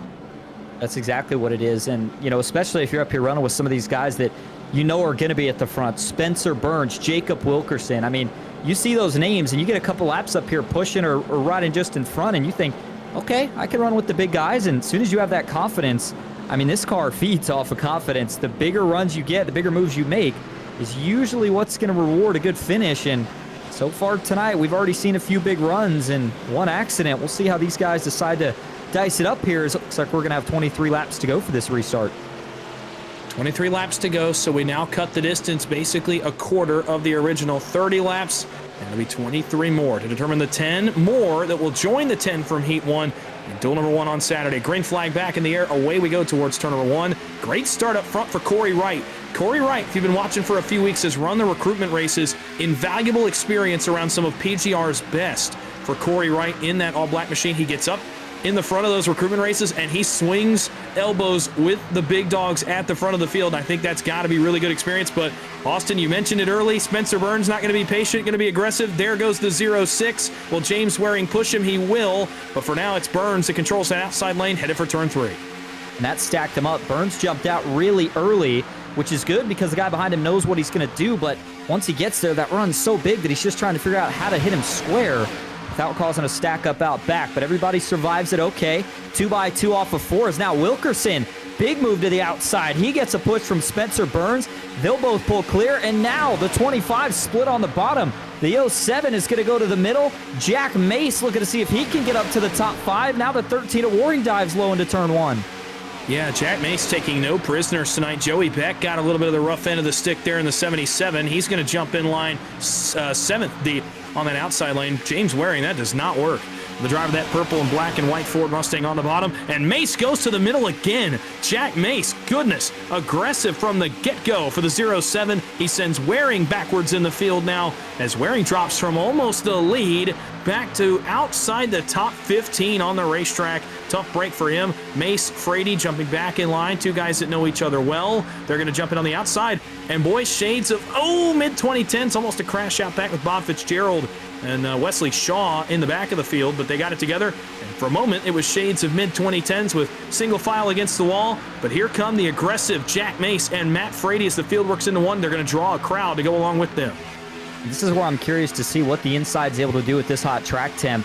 You know, we always talk about in different series, the hotter the track temp, the better the outside line is. And with these cars, the only way that you can really get clear to the lead on the inside is pushing through the side draft when you get there. And I'm curious to see, I mean, are they going to be able to push that aggressive? We've seen a few bumps that have already gone sideways. And up front on the outside, there's no loss of momentum there. Wilkerson and Burns working great together. But back on the bottom, the 07, the 40, Frady, they're starting to figure it out now. Jack Mace slowly moving back towards the front, and that line's picked up 5 cars. We'll see if they can get a few more takers here. Yeah, two guys with a lot of experience on the super speedway level. They are now tandem together, and here they come. They're up to 7th. You're on board with the pusher, Matt Frady, in the 40 as he tries to square up Jack Mace. You see already into one, A temperature issue potentially on that 40. He's got to manage it here on the banking in 1 and 2, but he'll use about 4 to 5 seconds in the corner to cool off. He'll come back to him down the backstretch, and he'll get right back to pushing, and they will be able to keep their momentum up. Why is that? Well, it's because the top side's not sidetracking. They're allowing them to basically move up here uninhibited. They're up to 6. They'll get past Davenport. That's for 5th position on the racetrack. And this top line is separated. They're not really pushing. They're not side drafting. So much unlike heat number 1, where we saw the outside side drafting all the time and managing that bottom lane's progress. Wilkerson opts to keep that top lane rim riding right up against the safer barrier.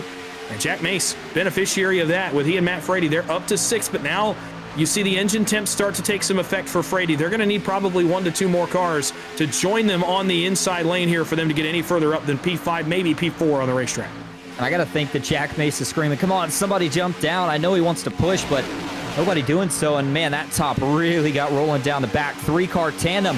But wait now, we're going to see the 20 drop to the bottom. That's Jake Pittenguro. And man, I just think that if they can stay tandem together here for probably half a straightaway, they'll get clear. I mean, you mentioned Frady needing to cool. I think Spencer Burns is in a pretty similar situation. He might have a little bit better temps, but I think Spencer's running out of temps, and now the 34 jumps to the bottom.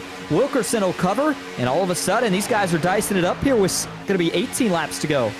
Yeah, about the move from Dalton Meelam in the 34. That looked about as experienced as it possibly could. Calm, collected, cool on the bottom. Pittenguro gets turned out of line by Jack Mace as he blinked. He's going to try to get back up, but he'll be lonesome there on the apron. Nobody going to give him real estate. On the outside, couple cars starting to make a move. Kenny Reel in the 11 for the Jack Shack. Gets outside of 1, tries to get outside of Beck as well. He had help from Jackson Buys. One of the guys that's worked really well with another driver you'll see this weekend, Axel Smith. Buys and Reel, the dynamic duo so far in this heat race. Bottom lane's gotten back together. It's Meelam on the push from Jack Mace. But again, now they lack cars. Because Pittenguro was turned out of line, he's lost the draft as well. Because of that, though, it stopped that line's momentum. They'll gather it back up. Meelam on the push from Mace. And Mace is pushing hard. He's probably got more temps, like you mentioned. Then Spencer Burns. I'm looking at Mike Davenport here as a guy to potentially make a move when this line gets to him. But Austin, he's not going to have a chance. Look at the run the inside has on the push from Mace to Dalton Meelam. Oh my goodness, Mace almost turned the 34. You said how hard he was pushing, but I think that's that hot track temp coming into play. He tried to stay tandemed up full throttle through the corner, and the 34 just did not have enough grip to keep it straight. They settled it out, no harm, no foul, but look at what it did to the momentum. That line is gone. They're going to need some more help, and they're going to get it. Kenny Reel's ready to go. He'll jump to the bottom just behind the 77 of Joey Black, who's not going to cover it. But Dawson, I like Mike Davenport where he is, and honestly, if I'm any of these guys top 5 on the outside, I don't think I'm making a move until we come down to the end of this thing. That outside has yet to show any signs of weakness, even in the 10 laps or so that we've ran under this green flag run. Well, and it's a benefit to the guys second and third in line, the engines that are making this line go. Spencer Burns is the pusher. Mike Davenport is third in line. 2 very veteran drivers, but the lack of side drafting has brought the bottom back into play, and it's the Jack Shack entry of Kenny Reel that leads the way on that bottom lane. Out back, 1 car looked to the middle. That was Andrew Harris. Reel up to 4th, side by side with Davenport for 3rd. He'll get another big push. Now they get the memo. Here comes the bottom down to cover the move. Wilkerson and Spencer Burns both cover it. 1 car out of line further back. Couldn't tell who that was, and he's still out of shape back there. It's Ethan Delaire, the 19. He'll lose the draft as well. Look at Wilkerson. Left, right, left, trying to play Pied Piper. Can't do it. Spencer Burns will get to the lead at the line. It'll be a drag race, though, because Reel gets right on Wilkerson's back bumper and keeps the bottom lane in it. Man, it looked like Wilkerson had a chance to cover up top, but a little bit of hesitation. He chose to go safe, and it works out. Kenny Reel, big push. He'll pull them both clear to the top. Now the 34 and the 07 get back together. Tell you what, Dalton Meelam has been a heck of a pusher. So is the 07. But it seems like the 11 and the 34, arguably the strongest tandem that we have seen so far here in heat number 2. And by the way, quick update, unfortunately for Jake in the number 20 car, he fell off the lead pack and joined a few others that are in desperate need here for a caution, where their chances of making the SummerSlam 499 are going to be over. Still 2x2 though off of turn 4. Wilkerson with another big push, and I think Kenny Reel might be wanting to see if he can do more than just place top 10. He looks like he wants to win this heat. Well, and it's no surprise. Again, we talked about Jared Haynes, his Jack Shack teammate. He captured his first PGR win in a Gen 6 race. So did Kenny Reel in the 11 machine. Two guys that both got their first career wins in weekly series in this race car. Both two guys that love it, both two guys that are good at it. And Kenny Reel certainly looking to join his teammate Jared Haynes in that race on Saturday, in that dual race on Saturday. But now the bottom gets the momentum. Here comes Dalton Meelam in that 34. With Jack Mason pushing, and that's because that outside kind of got out of shape. Burns, Reel, and Wilkerson never really got connected. Mace jumps around Meelam, and it's the British driver now, Jack Mace, that goes to the outside. Look at Reel looking to split Wilkerson. That was close off turn number 4. Wilkerson covers, and the bottom will try to come back now with Frady pushing on the back of Meelam. First time we've seen Frady in a lead pusher roll down there in a bit, but it's all Jack Mace up front as he finally gets the work to pay off. He goes to the lead in 1. Sterling Thess, by the way, up 9 position from where he started this race at. You see him rolling right around 4th on that inside, but there's Kenny Reel. He's trying to bring that top down. He's saying, guys, we got a side draft, and the bottom's going to stack up, so they'll catch a break this time. But Dawson, they might draw even here into 3. If that top doesn't side draft, the bottom could pull 2 or 3 clear here.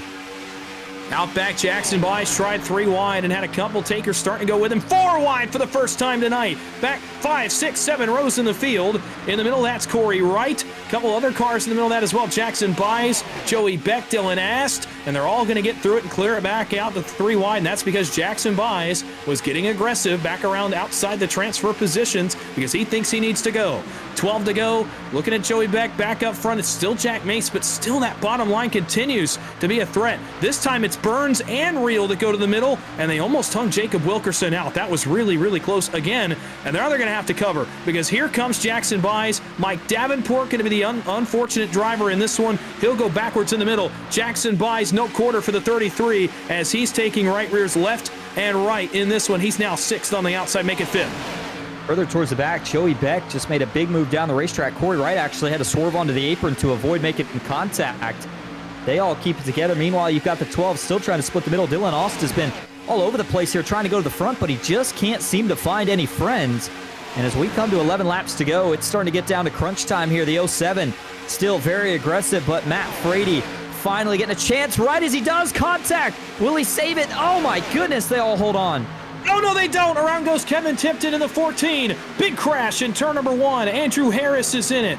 More cars piling in from out back. Jackson Buys, Corey Wright, Spencer Burns involved in this one. 4 cars crash to the bottom of turn number 1, and there's big damage on all 4.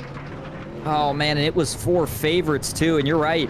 I saw a wheel fall off of 2 or 3 of these cars here. I think Andrew Harris is trying to do anything he can to get this thing to the pits. I don't know if it's going to happen, and even for Jackson Buys, you can take it to the pit crew, but they're going to tell you the same thing. You are done. That is massive damage, although Dawson, I thought I saw somebody write in the YouTube chat, I could be completely incorrect on this, that these guys did have a fast repair. I'd be curious to see. I agree. I didn't think they did, but we'll have to watch and see. You know what? Looking back at my records in the session, they do, and that is a change from what we were told throughout the course of the week. We were told no fast repairs, so boy, a lifesaver for the guys here in Heat 2 that are in this crash because, I mean, their races are over. My indication was that these guys were done. I mean, Spencer Burns, he has a wheel that's not facing the right direction. Corey Wright has a wheel that's completely fallen off the race car. I mean, that thing is laying over there in turn 1. And a couple other cars involved in this one. Buys, Harris, Lingle even in the 30. I mean, I thought these guys were completely done on board with Wright, and there's nowhere to go. I mean, he's probably got a guy behind him as well. There's just not much you can do as a driver. You're on the brakes, you're trying to stop, but you're driving a 35-pound hunk of metal at almost 200 miles an hour. There's only so much that you can do, and only so much time that you have to react. And for Corey Wright, a really tough break. A game changer, though, that there does appear to be a fast repair in the pits for these guys that is available. So interesting development there. Again, that's my apologies. I spent the entire broadcast tonight indicating to you all they did not have one. They do. So for the 4 guys involved there, boy, a complete lifesaver. Boy, I'm not sure what just happened out back with Ethan Dallaire. That was a weird moment as he came off turn number 4. As these guys come to pit road, Austin, perhaps a life preserver for their chances in the SummerSlam 499. It is, but you still have such a big hill to climb because, you know, you're going to have to go all the way from the back, all the way to the front in the course of less than 10 laps. And the problem is everybody else around you is trying to do the exact same thing. And sometimes that's good because you can get help, but a lot of times it just seems like everybody's out for themselves and can make it really, really difficult to get back to the front. Plus, you got to think about the fact that if we get another caution or two and go into overtime, you may not even get that many laps if you're towards the back to try to get back to the front. So I almost think now if you're one of these guys that's up here in the top, I would say top 5, being more conservative, just work with each other. I mean, I know there's $30 to the winner, but there's $1,500 to the winner of the feature, and making it through your heat is step one. I just think if you're up here now, knowing there's not going to be many laps left, don't do anything crazy. Try to keep your spot secured if you're in this top 5, top 10. Well, to a degree, I do agree with you. The only problem is this car, and you talked about it earlier, kind of rewards aggression. It rewards confidence, and the moves can be made so quickly that you can go from 4th, 5th, 6th position to 14th and out of the duel races in a matter of seconds. So to a degree, yes, you're telling these guys up front, if you're a Dalton Milam, if you're a Kirill Kananovic, if you're a Jacob Wilkerson, like, hey, let's calm it down. Like, let's, take a few laps and just protect each other here. Let's take care of each other. We're all in. But at the end of the day, when you see moves start being made out back by, guys like Jake Pitangoro, by the way, a huge caution for him as he's back in this one, or Carl Lingle or Spencer Burns, who you have not heard the last from Spencer Burns tonight, I can tell you that much in the 0-6. But for guys like that, when you see those moves being made, if you're one of these guys in the top 10, especially 7th, 8th, 9th, 10th, you're going to want to go make moves for yourself, and that mentality of, let's just take care of each other, to me, goes out the window just a little bit. It very well may. I mean, again, we're not going to have all that many laps left here when we do go green. And by the way, if you're just tuning in, make sure you stick around. We still have another heat race tonight, so certainly looking forward to that. And I mean, Dawson, I know it's a ways away, but just watching some of the racing that we have had here in Heat 2 and even some of what happened in Heat 1, I can only imagine how these guys are going to duke it out at the end of the feature, knowing that there's $1,500 and a SummerSlam belt on the line. Well, we saw it a year ago as it was in the SummerSlam 499, and that was in the Xfinity Series car, a car that has runs that are much smaller than this car and a little bit more, a little bit less reliance on solo moves than this car does. And those guys were still throwing it all on the line and still kind of threw all their chips on the table and made huge moves in that car. I can't even imagine what the guys in the field on Sunday afternoon are going to do. We're getting a very small taste of it right now. Again, you'll see the intensity continue to ramp up throughout the weekend. Between now, our heat races, obviously these move on through Saturday afternoon. And then on Saturday evening in the duels, you'll see it ramp up just a little bit more because now you can taste, the glory of, I get to race in the SummerSlam 499. You can almost taste it. And then, of course, Sunday, all bets are off. When you see that $1,500, when you see that championship belt, and when you see the prestige of knowing, hey, I beat the best of the business, I beat the best on super speedways, and I'm the guy that won it, my name gets attached to that, I can only imagine what guys are going to be willing to do to get that prize pool. Up front, we'll re-rack. 7 laps remain in heat race number 2. It is Dalton Milam that leads the way. He's been up front for most of this heat race. Kirill Kananovic going to take a turn on the front row for the first time tonight. Row 2, Sterling Thess, a guy you talked about, Austin, plus 15. He started 18th in this heat race towards the tail end. He runs 3rd now with 7 laps to go. He's in position. Matt Frady plus 10. He's up from 14th. He'll go from 4th. And then it's guys that started up front. Jacob Wilkerson is 5th. Kevin Tipton is 6th. Kenny Reel is 7th. Jack Mace is back in that 8th position. Final 2 guys in as of right now, Mike Davenport and Dylan Ast. But I'll tell you this, after Heat 1, we saw those positions change a lot. And also as we come off turn 4, get ready to go back to green, I guarantee they will change again. They certainly will. And I think for Sterling Thess, the other thing is, boy, there's nothing more sweet than winning a race that is sponsored by the company that you have on the car. And he's certainly got the big Ryko decals on, so I know he'd like to at least win this heat race. And he's certainly in a great position to do so. It's going to be 7 laps to go here. Big opportunity, but I think for the guys out back, let this go a lap. Let these cars get up to full speed, full momentum before you try to make your moves. But either way, keep an eye from about half back in the field. Only 10 spots advance. It's going to be a fun one to the finish. Green flag trouble. Couple cars down onto the apron. Some contact from the outside. They all save it. But Kenny Reel loses a ton of momentum as they're now 3-4 wide. Spencer Burns is trying to get through it. Looks like the 20 able to slot back in finally. What a chaotic start for this one. Well, and I think it started up front with Karol Kananovic. He did not get the restart. I think that the guys behind him anticipated that he would. Could not get on the gas as quickly, and guys out back made contact with each other. Way out back there are still trying to get this thing under wraps. But Bob Fitzgerald will go quickly and look at this restart. Watch Kananovic on the outside, all the way back to Tipton, who is third in line on that outside line. Look, Kananovic just doesn't go. Maybe missed a shift, maybe started in the wrong gear. Jack Mason in the back of Kevin Tipton. And boy, we avoided total and complete disaster at the front of the field in that one. Back live, and we just had a scramble off turn number 4 that involves Spencer Burns, Kenny Reel, and Jake Pitangoro. They get it back sorted. 6 laps to go at the line. It's chaos, but not really at the front. It's kind of calm for now, but a run coming back. Wilkerson, Mace, Dallaire, and guess who? I told you he'd be back. Spencer Burns in the 06. They were doing about as exactly what I thought they were going to there near the back of the field off of 4 down the front stretch, which is nobody wanting to work together. Everybody splitting each other 3 and 4 wide, but they finally narrow it back down to 2x2 down the back stretch. Wilkerson now leads the outside, and he has got the 07 pushing. We have seen how aggressive Jack Mace has been. It's paid off so far. Now the outside starts to roll. Off of turn 4, Wilkerson looking for a run, but up front, it's still the 34 of Dalton Milam leading, coming to 5 laps to go. Yeah, Karol Kananovic been a good soldier out back for that 34 machine on the inside, but now they will be tested for the first time. Milam will be challenged by Jacob Wilkerson, the pole sitter. On the outside, it's a big run. Kenny Reel and Spencer Burns drop right across the nose of Jackson Buys in the 33, and the third lane all of a sudden has a ton of get up here off turn number 2. Burns in that green and yellow 06 Toyota Camry, pushed by a former PGR winner in Kenny Reel. Fest goes middle to top. Contact Tipton, Dallaire. One car slides off the racetrack. Frady gets loose. Car still down by the inside wall. I believe it was Wesley Shaw in the 73. We keep it green, still 3 wide. Trouble out back. James Waring, Dylan Ast. More cars get involved, and the caution flag will fly as a crash towards the tail end of the field brings us to a halt in a wild sequence of events as James Waring is going to get this one, and Bob Fitzgerald looks like he has some pretty bad damage as well. Yeah, this is also going to send us to overtime, so you thought that was chaotic, but we are getting ready to see quite the show. But I'll tell you what, Wesley Shaw, I mean, at least before this wreck happened, he has had a few incredible saves here tonight, and this might have been his best one. I mean, this thing was 45 degrees, headed straight for the inside wall, and when he gets it straightened out, Dawson, I don't think you could fit a piece of paper between that 73 car and the wall. That's how close it was. And then right as he saves it and is able to get back up the track here, more chaos plays out. As I think this was more a case of everybody just trying to kind of get back on the track, and Waring gets turned, the 12 goes up the track, and the rest is history.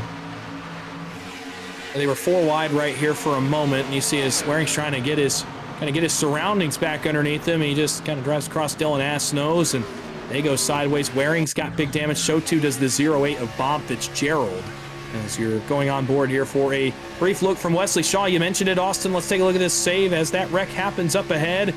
How about Wesley Shaw's view through this? He's just driving along. It's a Sunday drive, and boy, oh boy, how'd he keep that thing off the wall? Bounces it around on the apron, then has to check up because now there's a wreck happening in front of him as Waring gets turned. Does he navigate this incident? Of course he does in the 73. It's a great effort there for the 73 of Wesley Shaw. And Jake Pitangoro may have gotten away okay from this as well. He got a piece of it also. Looks like those 2 cars will be all right. The other 2, though, Fitzgerald, unfortunately receiving that meatball flag. He's got a lot of damage. James Waring, unsure the condition of the 13, but hey, staying out on the racetrack may be okay. Yeah, it didn't seem like for Waring he had a ton of damage. He kind of got spun around, and there wasn't any really big hits, and certainly don't see that car crab walking, which is usually the biggest concern when you take those tank slapper hits, but seems to be okay. And boy, for Wesley Shaw, again, maybe a little bit of damage there on the right side door, but you know, when you miss a couple of wrecks like that, you almost gain a bit of confidence in your own sense of, man, if I've been able to miss the wrecks this far, it's almost like there's something that's meant for this to work out. And I think for Wesley Shaw here, he still has a good chance. Obviously a little bit of work to do starting outside of the top 10, and 2 laps to go, Dawson. One thing that's different that we at least know, I don't remember if it was like this last year, but is a relatively new rule still for PGR, is the idea of 1 green-white checkered and running both laps out. And so obviously when you have that, I feel like as a driver that maybe takes a little bit of the desperation out of it, because you don't have to worry about if these guys wreck in turn 1 and I'm not in the top 10, it's over. You can still, to a degree, plan on knowing that you get to run at least 2 full laps. Well, we saw that happen back in heat race number 1. We went to overtime, ran the 2 laps out, and saw guys try to navigate through moments, and then obviously a crash on the final lap that resulted in a penalty. So we saw it in heat race number 1. Likely be a storyline here in heat number 2 as well. Let's re-rack the field for you up at the front. Jacob Wilkerson has gotten back to the lead in that 43 machine up front. Sharp look aboard that black and yellow number 43. Dalton Meelam runs behind him, and I'll tell you what, Meelam's had one of the best runs of anybody in this heat race so far. He's been up front a lot. He's been a really good pusher. Looks really confident in that 34 entry. He'll go from second on this restart. Jack Mace behind him in the 07. He's probably been the most highlight-worthy driver, I'd say, of this second heat race as he continues to try to get a heat win in PGR. Kirill Kanatovich runs back in 4th, +6 for him on the night. So far, he's been a good pusher at the front as well. Sterling Thess in the Ryko Toyota, you talked about him a moment ago. He runs back in the 5th spot, still well within the range of making it. Spencer Burns had a moment early where he was in a crash, took a fast repair, came back out, and he runs in the 6th spot. Mike Davenport back in 2nd, representing Team PGR this weekend in the PGR SummerSlam 499, the home team, I guess you could call them in a way. Kenny Reel runs behind him in the 8th spot, and this is the driver I expect to be making some big moves here on this start because he's back around that danger zone. Behind him, Corey Wright has gotten back inside the top 10. We saw him lead some laps earlier in the event in that 25 machine. And then 10th place on this restart going to be, I believe, Jackson Buys in the 33 behind Kenny Reel. So, again, guys that know this stuff. I mean, look at the top 10, Austin. I mean, it's almost, again, I said a who's who of the heat race in heat 1. It's almost turned out that way again here in heat number 2. But if you're Reel, if you're Corey Wright, if you're even Mike Davenport, Spencer Burns, I know you want to protect the guys in front of you and just get into the race. But with the guys behind you being more and more desperate, I just don't think that's an option. I expect the 11, the 06, looking back even further, a guy like Davenport or a guy like Jackson Buys, I expect them to be on the move here when we go back green. He certainly will, and this is part of that stress of, when you come down to the end of these heats and you're near the top 10 is you don't know what to expect. Like you just said, Dawson, ideally you want to stay in line and follow, but all it takes is one guy jumping to your outside, side drafting you back, and you figure that happens on the white flag. You may not get a chance to get back up to the pack and try to get within the top 10. So I agree. I think if you're probably 5th on back, you're thinking try to go to the front and obviously see how things play out. But a couple things to keep in mind for this 2-lap shootout is engine temps. Normally, I would say these guys are plenty good to go. Push as hard as you want both laps with no issue, but hot track temp over 130. That may be a little close here coming off of 4. You may have some guys on the edge of blowing up, so we'll see how they manage that. And then obviously the other option is, do you protect the 3rd and go the conservative route, or how much do you want to win this race? If you're the 34, Dalton Meelam, do you side draft Wilkerson to try to get that $30, or do you just make sure that you win the race? It's going to be a fun one. Let's see how they dice it out here. Into the restart zone, the only overtime attempt in heat number 2. Green flag in the air. The white flag will be up in 2.66 miles, and we will settle it. Wilkerson got an incredible jump on this start. Jack Mace will go with him, and all of a sudden, Thess had no help, but immediately to the bottom, Spencer Burns, and this is what I figured. Don't drop yourself further in line. He wanted to take the track position, but he goes right back to the outside. Thess will rally here on the backstretch with the help of Davenport and Corey Wright and Kevin Tipton, but they can't get squared up on the bottom, and now it's a scramble at the back as the top 8, almost the top 9 are clear up top. The inside fell apart. A lot of guys here 3 wide all the way at the back, way out of it. They got to tuck up to the outside, and I think this is what it's going to be all the way back to the checker, Dawson. Single file. Question of who's going to make the move first, but right now Wilkerson in control. The 07 of Jack Mason 2nd, and the 34 of Dalton Meelam in 3rd, coming to the white flag. They'll see the white flag when they come back around. Jacob Wilkerson, Jack Mace up front. White flag is up. 1 lap to go in heat number 2. And for now, there are no moves out back. Everybody's status quo. But when you get back to Carl Lingle, you have to start thinking about it. The moves for the transfer positions begin off of 2. Who's going to go first? Nothing yet from the 07. Everybody still in line through the top 10. A little bit of contact out back. Now to 30 goes the 13 of Waring will follow, but will they have enough time? Up front, Mace, still no move. They are not moving out of line as they go into turn 3, and oh boy, Wilkerson, what does he do? Does he try to lead him down to the bottom? He'll stay up top. Final time off for turn 4. Oh man, they spread out right around the transfer spots. Davenport's got to pick a way to go. To the inside goes Milam. He gets to the inside of Mace. Wilkerson covers with Kananovic. It's a scramble out back for the transfer position. At the line, Wilkerson wins heat 2. And at the line for the spot, it was close. It was a drag race. Matt Frady over Carl Lingle by a bumper at the line. By 100th of a second for the transfer position. Boy, they didn't get racy up front, which is... it kind of makes sense for what we were expecting. And boy, once it got single file, I mean, the guys who were on the inside, they just got absolutely buried. I think Spencer Byrne, maybe the best move of the race right there, jumping up. He might have saved himself by doing that. And then as you mentioned, the scramble out back, Dawson, I think they realized that front 5 to 7 were just going to stay in line, at least until we got to the tri-oval. And that made it really stressful for the guys fighting for those final transfer spots. Well, absolutely it did. They waited until about the last 2,000 feet of the race, did Dalton Milam, and he went for it. I'll give him a lot of credit for going for it. He had some help out back as well. It was not quite enough, though. Jacob Wilkerson ran up front all night, won the pole for his heat race, and now goes to victory lane. That's a really nice effort for him to start the week one that gets the nerves off. And certainly now he'll celebrate heartily here. He's in, and he'll start up front of dual race number 1 coming up later on in the weekend. Here's your results. Here's the guys that are in. These 10 have advanced to the Saturday dual races. Jacob Wilkerson will win heat number 2 by 44 1/1000ths of a second over Dalton Milam in the 34 machine. It's Kirill Kananovic that goes third. He ran a nice race for himself. Spencer Burns gets in, the super speedway ace, in 4th. Kenny Reel, he's racing on Saturday. He'll go in 5th position. Jackson Byes will finish in the 6th spot. Jack Mace goes 7th here in heat race number 2. Good effort for Joey Beck. He bounced back, had an incident earlier in the race. He gets back into this one. So did Ethan Dallaire. He'll be racing on Saturday in the 9th spot. And Matt Frady, by 100th of a second, by the skin of his teeth, racing in Saturday's dual races. Yeah, and for Carl Lingle finishing 11th, boy, it was a good effort. He was just kind of wrong place at the wrong time there, being at the bottom, coming down to the end of it. But he will be the first driver to not advance. Mike Davenport ran a good race, but comes up short at the end, takes home 12th.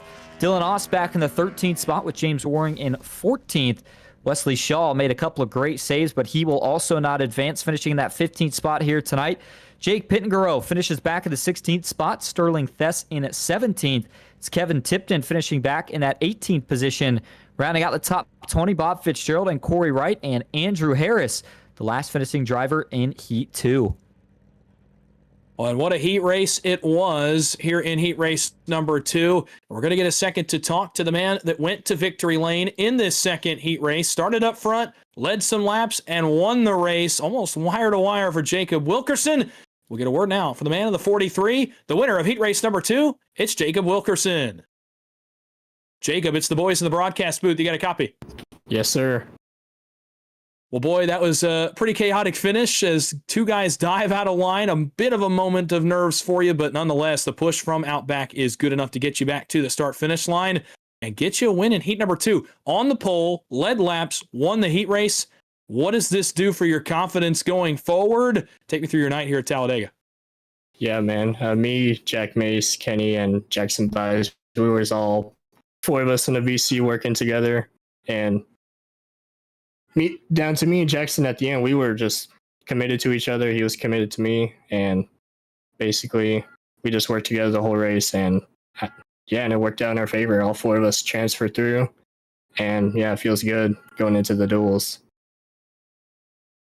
Well, now obviously want to talk about those dual races here briefly and kind of what you picked up, because I got to imagine the racing tonight going to be somewhat similar to what we see in dual race number 1 on Saturday afternoon. So, did you take any notes? Did you, write anything down, kind of say, okay, hey, here's what I can take from this race and apply on Saturday? Kind of take us through what your thought process is now that you've been on track once in this event. I think really the what I need to do going into Saturday is just make smart moves and know when it's time to go to the front, or basically know when it's time to chill. We all sat in line like most of the race, just running the laps and not even trying to make aggressive moves. And yeah, that's pretty much how Saturday is probably going to be, especially with green flag pit stops, knowing that we're all going to need to be on point with our strategies and not get any penalties on pit road, and hopefully make the transfer spots. We're obviously looking forward to that tonight, though. Victory Lane, a little $30 payday for you, so you make your money back. It's house money from here on out. I'd imagine you're thinking about that $1,500 prize a little more, though. For you tonight, though, a chance to speak to us up here in Heat Race Victory Lane. So before we let you go and start to prep for Saturday, is there anybody you'd like to thank or shout out? Yeah, I want to appreciate y'all for broadcasting along with everybody else watching the stream. And I want to shout out Kenny, Rio, Jackson Bias, and Jack Mace for working together with me. We was all in the VC together. And want to thank Michael Chescaro for putting this event together along with all the other money races that he puts on PGR. And I want to thank my sponsors, Race CPI and Burnt Rubber Racing Warehouse and Team PBR. And yeah. Well, thanks for talking to us up here for a second. Congratulations on the Heat Race win. Try to enjoy it a little bit, but start to prep for Saturday, and we'll see you then in Duel Race number 1. Thank you. So Jacob Wilkerson goes to Victory Lane, and you heard him say, talking about those green flag pit stops, that he did pick up some things that they're going to do, but obviously strategy going to play a huge part as well. Well, Austin, Heat Race number 2 in the books, and it was a good one. Had a little bit of everything, some crashing, some good racing, some single file, some kind of strategizing, and then a great finish to end it off. Jacob Wilkerson to Victory Lane.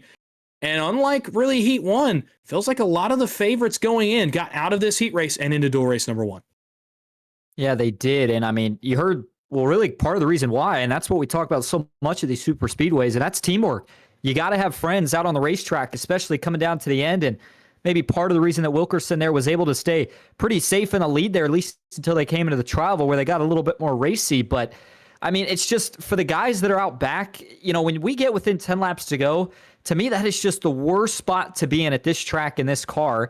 I know that you can get to the front quickly, but it just doesn't seem to be enough teamwork back there to make it happen, at least not in any of the heats that we've seen so far tonight. So we'll have to see, but certainly is possible. We saw Spencer Burns prove that. He went from the back to the front with less than 10 laps to go. And with Heat 2 wrapping up, Dawson, I was starting to look at the roster for Heat 3, and I thought this one was exciting. I think we're in for a pretty good for the next Heat, too. Yeah, Heat 3 is as good as it gets. Some of the best in the event coming up here in just a moment. We're going to take another short break. We'll step away. We'll go to a quick commercial break as we get our stuff switched over for Heat Race number 3. Hopefully you'll stay with us because, again, I think Heat 3 is going to steal the show this weekend. It's coming up in just a moment. Jacob Wilkerson wins Heat Race number 2 and advances into the dual races on Saturday. We'll step aside for a quick break. Stay with us on PGR eSports Heat 3 coming up right after this.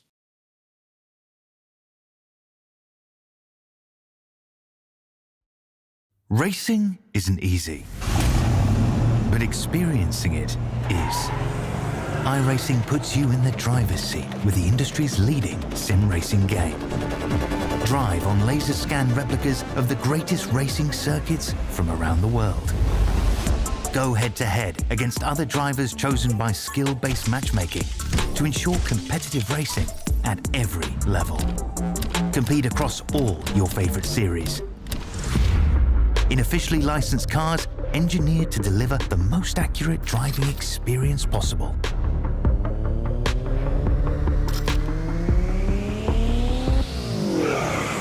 Join a race or host your own with players from across the globe.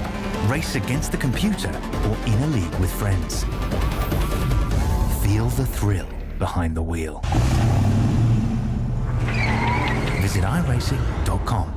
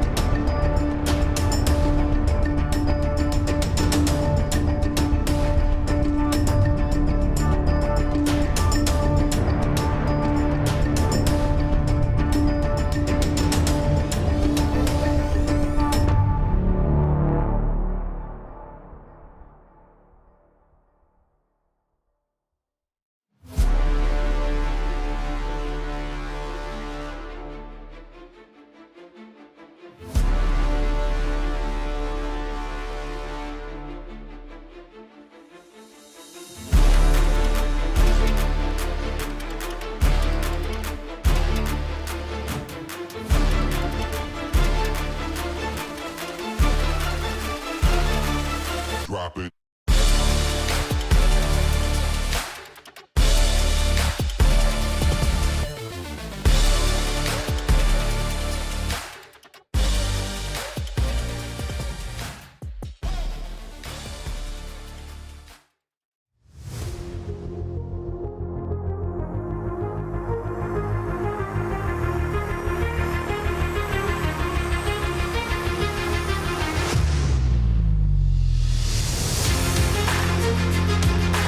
For the final time tonight, we welcome you to iRacing's virtual Talladega Super Speedway for heat racing.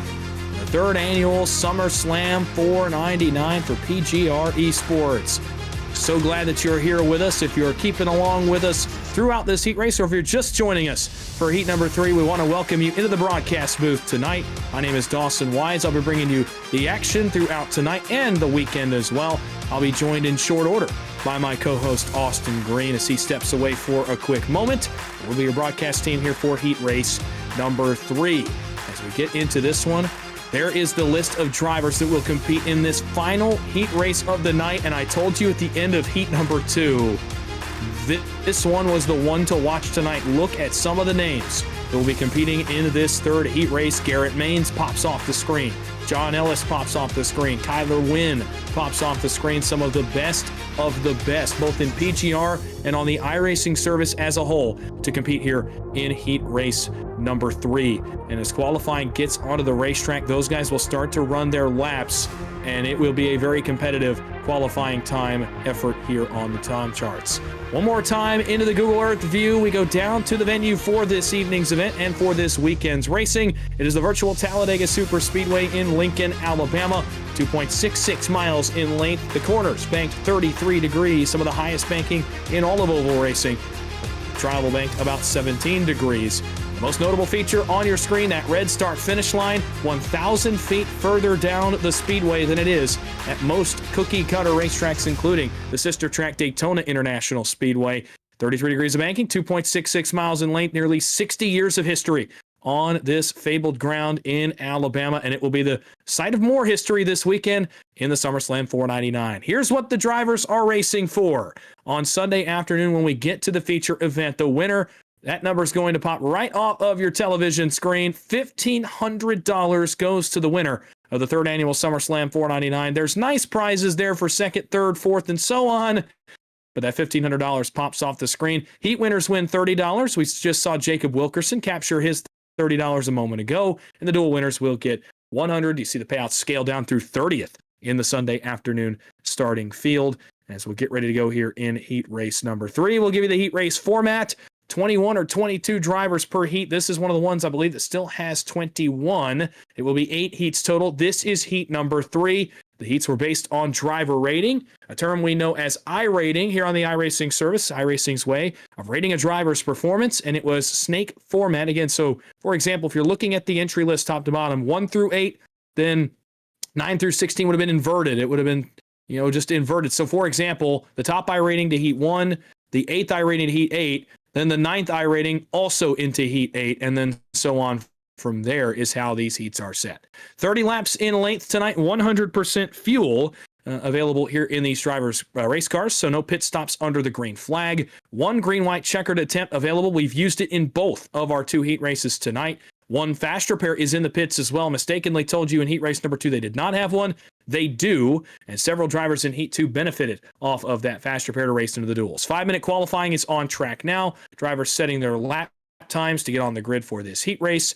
Top 10 from each heat advance straight to the dual races Saturday evening. 20 have already placed their names in duel number 1. Everyone else from 11th on back in the heat is done. Their race is over. Their run in the SummerSlam 499 comes to an end tonight in the heat race. 30 laps could be all that you get to try to race your way into the duels and continue your run forward in this event. Looking forward now to the dual format. These will be Saturday evening as we prepare for those races. 60 laps in length, 100% fuel, but a green flag pit stop will be needed. The fast repair goes away in the dual races. Better enjoy it while you have it. You can't take it with you. 3 green-white checkered attempts in those races should we need them. Grid is going to be set by the finishing positions tonight, which is kind of why we're mentioning this format. So 1 through 10, you'll start kind of in a snake format there as well. These 10 drivers will advance to duel number 1.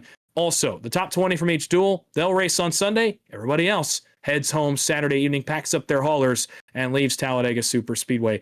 Unfortunately, not able to race in Sunday afternoon's event.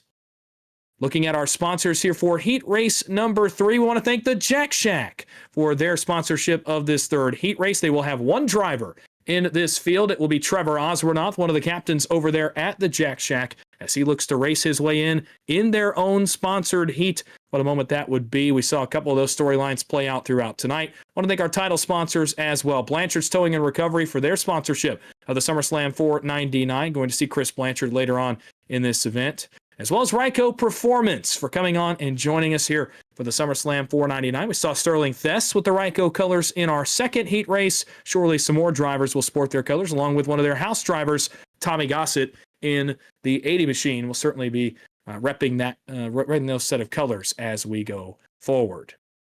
Well, the third heat race getting ready to get on track. Qualifying is nearly complete. I now will welcome in my broadcast partner for this third heat race. He was just in heat number 2 with me. It's Austin Green once again. Austin, the second heat race was a little chaotic, but you mentioned the roster of names in this one. I don't think the second one's going to hold a candle to what we see right here in heat number 3. No, and you can see people in the chat already talking about exactly what we're thinking. This could be arguably the biggest heat race of the whole event. I mean, you look at some of the names in here, Garrett Mange, Jeff Merck, Trevor Oswornoth. Those are just some of the guys going top of the board. Not to mention the names of the rest of the field, Freddie Bosnes, John Ellis Jr., Kyler Wynn. I mean, you think of PGR winners, that's the names that you're seeing pop up on the scoring tower once we get it up here. But, you know, Dawson, I think that with that also means that there's a chance that this could potentially be one of the either most caution-filled heats or the cleanest heats we've seen. We know a lot of these guys like to be aggressive. I think we could see some big blocks, and it'll be interesting to see how much are these guys willing to risk, knowing that there's $30 on the line and a shot to make it to the duels. Well, look now, down trackside, it's the starting grid for heat race number 3. On the pole, it is Garrett Maines in the number 1 machine with a 52.223 second lap. Just barely off that to his outside. It's going to be Jeff Merck, one of the entries for a team entitled NBG Motorsports into this weekend's event. Back on row number 2, it's the driver carrying the banner for the Heat 3 sponsor. It's the Jack Shack's Trevor Oswornoth that will go from position number 3 into his outside. Brand new colors this weekend for Cabe McClenny in the 05 as he'll roll from the 4th spot. Row 3, Michael Barksdale will go from 5th in that Mountain Dew Game Fuel Chevrolet, and alongside him, it's a man that needs no explanation. It's a former Podium 500 winner in Kyler Wynn. Back on row number 4, starting in the 7th position, it's going to be the Andrei Lyubov machine, and alongside him, it's Larry McDonald in the 80. He'll go from the 8th spot. Back on row number 5, rounding out the top 10, it's going to be the 54 of Freddie Bassinez, the 21 of John Ellis Jr. Moving on back to the 11th spot tonight, it'll be Crank Bell in the 14 car alongside Andre Chicholm in the 12, Josh Gambrone and Calvin Harvey. Back in row number 7, it's going to be Frank Chavez starting from the 15th spot here tonight with Adam Tahan to his outside in 16th. Max Dinda starts in the 17th spot. It's going to be Tyler Vickery, one of the PGR regulars, back in the 18th position. Joey Galati, good to see him in the field here tonight. He'll roll off from 19th. Bobby Rashal back in the 20th position, and he will round out heat number 3. You heard the names. It's pretty self-explanatory for heat race number 3. The weather coming up on the bottom left of your screen as the drivers complete a pace lap, a formation lap. 80 degrees, 136 degree track temp, static throughout the session. That will not change. It's been the same for all 3 heat races, and it's certainly been a factor for engine temperatures, for tire wear, for a number of factors on these drivers here in these heat races. And as we get ready to go, Austin, top to bottom, by far probably the most stacked heat that we have in this event. 30 laps to get it done, 1 green, white checkered. You do have a fast repair, and boy, a lot of these guys might need it. Top 10 advance, and for the names in this heat, it might be hard to pick 10 to advance into the duels on Saturday. I completely agree, and I think the wild card is actually going to be none other than Trevor Oswornoth for the Jack Shack, because he's just as good as everybody up here, and we've seen him win in this car in PGR, but he doesn't really care that it's a heat race. I mean, you hear him in all these events we do. He just wants to race. So I think he's going to go out here and stay aggressive, and that might change the plans of some of these other guys trying to ride around. Either way, if you're in the back, it's going to be a dogfight to the front, and if you're in the front, good luck. It's going to be a battle all the way to the finish. Final heat race of night number 1 of the SummerSlam 499 is going to get underway. Garrett Maines brings the field to the green flag. We're racing in heat race number 3.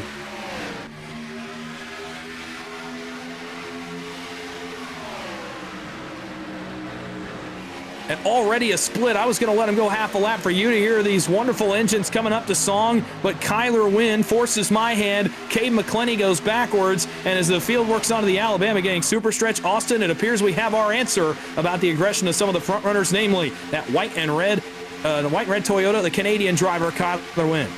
That was brutal. I mean, Kyler split him probably less than 50 feet after they crossed the start-finish line, and as you said, he was making sure to make a point early. If I don't know you, I am not going with you right now. Everybody followed him, and fortunately for Cade, that put him all the way towards the back. He's going to have to work back towards the front. Meanwhile, 2x2 up front, 3 wide out back. I'm watching the 14 here, trying to make his way through the field. Max Dinda hanging towards the back as well, but I mean, I think if you're any of these guys in the middle right now, Dawson, this seems a little early. Now they're going to go 4 wide. Yeah, 4 wide for the first time in this heat race. Larry McDonald got placed in the middle, 3 wide by John Ellis in the Mobile 1 Mustang, 4th on the outside. He slots in 2nd in the middle, right behind the Crank Bell machine, currently labeled in the 15th spot. At least I thought that's which car that was. It does not appear that is Crank Bell in front of Larry McDonald. But nonetheless, McDonald goes 2nd in the middle as that middle evaporates. Up front, Maines on the top side, and you talked about it just a moment ago, Austin. Trevor Osrenoff trying to take his first run out front. You heard him say he just wants to race. The other night, he said he just wants to win when he races, and that's what these Jack Shack cars are all about. Trevor Osrenoff leading the bottom on the push. That 0-0 with Barksdale, but it's all Garrett Maines up front right now. Masterful job defending from that bottom lane. Larry McDonald still in the middle here with Cade McClenny. They're picking up a little bit of help, but man, that third lane's starting to squeeze down. That always makes you nervous. Whoa, man, Josh Gambron out back. He got a big push. I believe that was actually from the 48 machine. Everybody held on, but man, it makes you hold your breath here. Only 3 laps in the books, and towards the back is where the most chaos has been. Garrett's been well in control up front with Kyler, as now they're going to have a decision here, top or middle. Looks like for now, Kyler will tandem him away. They'll stay in the middle. Osrenoff jumps up. Trouble. John Ellis Jr. to the wall. He's going to go back down. They're going to wreck, maybe. Ellis tries to save it, but he hits the wall. Now the 12 slides. Caution out. Big hit for the 12. And this is the biggest one of the night so far, and it takes out a number of our biggest contenders here in heat number 3. Notably, John Ellis Jr., and there is severe right front wheel damage aboard that Ford Mustang. There you see, I believe that's Andre Chickham in the 12 machine. He took a couple of the biggest hits we've seen all night in this one. Several other cars getting involved in what turned out to be a large incident towards the front of the field. Take another look at it here on the PGR eSports replay. Osrenoff into the left side of Ellis as he tried to squeeze in line, and Ellis did a Herculean job trying to save it, could not do it, and comes back up. Joey Galatti's in it. Bobby Rochelle is in it. Frank Chavez might be in this. There are a number of race cars that are in this one and in it big time. There you see the move by Osrenoff. In theory, a good move. Maybe a moment too late as Ellis is getting a bit of a push. And unfortunately, cars start to pile in out back. The red, white, and blue Red Bull machine. There's Andre Leobov. I believe he got through it in the 18. 7 to weave through a bit of a minefield here on the front straightaway, but looks like he might have gotten through it. There's the Galati machine. A couple of others getting involved as well. You're on board now with Joey Galati in the 661 as this one got sparked right in front of him. Just nowhere to go. He hits the side of Larry McDonald in the 80 machine. As a driver, you commit to the top. Galati, that did not work. Unfortunately, committing to the top for him. But man, Austin, the biggest crash of the night, a number of huge hits, and a big contender in it early that's now behind the 8 ball, and John Ellis Jr. Yeah, I agree. For John Ellis Jr., he almost made, as you said, a Hercules of a save, but just not quite able to hold on. Some contact towards the right front, but the big thing for him is that he's at least able to drive it back to the pits. In fact, everybody was, which is surprising when you saw the hit that Andre Chicholm took. But, you know, going back to the actual incident, Trevor obviously one of the fan favorites, but, I mean, you said it, Dawson, maybe just a little bit too late, and I think race control is going to probably set the precedent right here and now because, you know, something like that in a heat race here, we kind of got lucky, but something like that happens come to the end of the feature, there's going to be a lot of upset drivers. So I would not be shocked here to see Race Control give the EOL to the 89 and say, listen, guys, if you're curious about what the blocking rule is, that's what it is. I don't think Trevor was trying to throw a bad block. I think he was trying to get up there so he could go with the run, but it was just late, and it all counts the same when it unfortunately wrecks the guys behind. So tough break, but I think we got an idea of what that rule is all about now. It certainly appears that way from the running order on the racetrack now. Actually, Trevor Oswald scored currently in 13th, so it does not look like a penalty has been assessed quite yet. You'll see it on your screen if it is assessed. But now, you know, just 5 laps into Heat 3, all of a sudden we've had the largest incident of the night. And as I start to think about it now, Austin, I almost wonder, you know, does this make guys up front calm down? You know, calm down, obviously being a little subjective for Garrett Maines and Kyler Wynn and Jeff Merck, guys that do this night in, night out. You know, does this make them say, hey, we need to calm down? Or do we see the same old here on the restart? Do they go right back to racing as hard as they were before? Because I think as a driver, that's your reality check. Now, I know you didn't get involved in the crash if you're one of the guys up here, but certainly now you've got 8 or 10 guys behind you that did get involved. That was your reality check as a driver. Okay, maybe we need to calm it down just a little bit for being 5 laps in. Do you start to think that way if you're a driver here, Austin, or do you stay aggressive? I mean, I think it depends. You know, I felt like the guys up front, what we call aggressive, was kind of organized, right? I think Kyler's more than happy to sit here and ride behind Garrett for now. I think that Freddie and Jeff are all okay with where they stand, and I don't look to see those guys necessarily being too aggressive, but I mean, I completely think that if we look further towards the back here, now that you've put Trevor in the back, I mean, that's already one guy I can think of that, you know, he's going to be trying to make his way right back towards the front, and even some of the other drivers involved in this incident, Andre Chickholm, Larry McDonald, the 888, Bobby Richall, they're all going to have to try to make their way back to the front. Now, we're still going to have 20-plus laps to go, so you don't have to get it all here on the first lap. So, I would think that Dawson, maybe they do calm it down a little bit, but I can't tell you how many times we've said that during the Thursday night races, and certainly does not seem to go that way. But nonetheless, early caution seems to have been the theme, at least of these last 2 heats. Yeah, and after the first one went green for about 12 laps before we got under the caution flag. Now, like you mentioned, the last 2, it has not taken very long at all to get under the yellow flag. We go back to live action. Again, just 6 laps here into heat race number 3. It continues to be Garrett Maines and the Wigan Waters Technologies #1 Toyota Camry that leads the way. To his left elbow here will be Kyler Wynn, and we've seen the way Kyler now has chosen to attack this race, and that's full aggression, go to the front, stay there. We've seen the way guys out back have decided to attack this race, and that's just take what comes to me and try to make it through the field that way. And I look at guys like Josh Jambroni, I look at guys like Max Dinda, who we talked about in the recruitment race the other night, kind of doing the same thing. You know, guys that are just taking the windows, but then there's guys like Kyler Wynn who make the window and open it for themselves. Certainly will continue to be a theme as we work through this 3rd heat race. So it's Maines and Wynn on row 1. It's Barksdale and Merck on row number 2. Row 3 going to be Freddie Bassinez, who was that car I thought was Crank Bell earlier. It's Freddie Bassinez in that 2 machine. Cade McClenny to his outside has recovered nicely to 6th. Behind them, it's Adam Tahan and Josh Jambroni. And then behind them, a couple more cars. Max Dinda is that 48 machine. We saw him run the Lowe's colors the other night. He switched to the Ally colors tonight, so keeping it consistent. And Andrei Lyubov in the Interstate Batteries Camry. Top 10 will continue to try to stay there. 11th on back, they're going to come try to take it. By the way, Trevor Osborne assessed the EOL penalty. He'll start from 20th on this first restart. Maines and Wynn, 2 of the best in the business, 2 of the longest tenured super speedway champions on the service, come to the start-finish line. Green flag goes back in the air with 24 laps to go, and off towards turn 1. The outside does not go. Jeff Burke gets a bad start. They start to check up. Bottom lane's more connected, but Maines has the lead up the banking in 1. Joey Galati, I think, is who that was that had to jump way out of line. A few spots back. That was actually either Frank Chavez or Crank Bell. It was Crank Bell. He's able to save it. Meanwhile, up front, everybody getting the momentum. Cars still trying to get up to full pace as the 05. Cade McClenny, he's saying, hey, I remember you earlier, Kyler. You split me before we even got to turn 1, so I don't look to see the 05 necessarily try to help the 82 too much here tonight, but already 3 wide. The 2 of Bosnes is going to split out the 00. Barkdale into 3.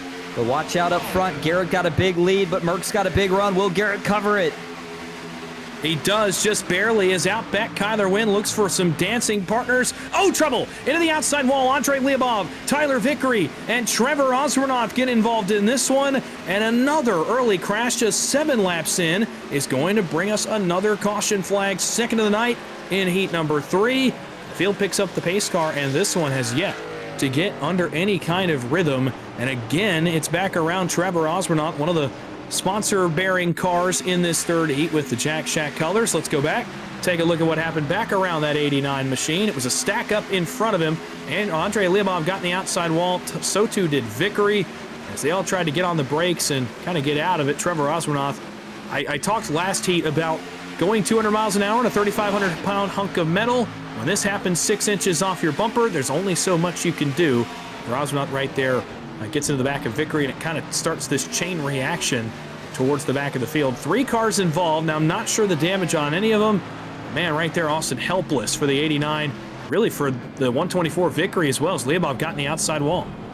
Yeah, I agree. There's nothing really Trevor can do here. When you get a stack up like this, it's almost like a game of roulette on who's going to be the car that actually causes the accident, if you will. And, you know, this all started back to what I kind of had pointed out, where I said, will Garrett be able to cover this big run from Jeff Merck? And I think Merck actually kind of checks up from him, and I think that's what he planned to do. But Garrett had gotten so far out in front that by the time Merck gets there, to be able to push him, he still has to check up at least some amount.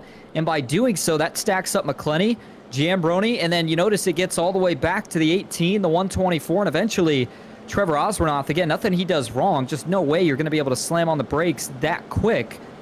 And that sends the 124 into the 18. Once he goes around, though, I'll tell you what, I don't know how we keep getting away with this as much as we do, but that's another case of that should have been the big one, and instead it ends up as everybody saving it and really just some minor damage on a few different race cars.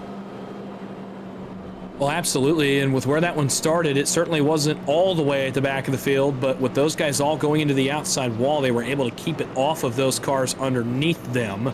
So we'll keep an eye on those 3 cars coming down to maybe receive fast repairs in this incident. Going to be curious to see what the condition is of Trevor Osmanoff's car, because it's possible that his fast repair came on our first caution of the night. So we'll have to wait and see what happens to the 89. So far, scored 12th, appears to be at least in decent shape out there on the racetrack. Racing incident called here on this, the second caution flag of the night.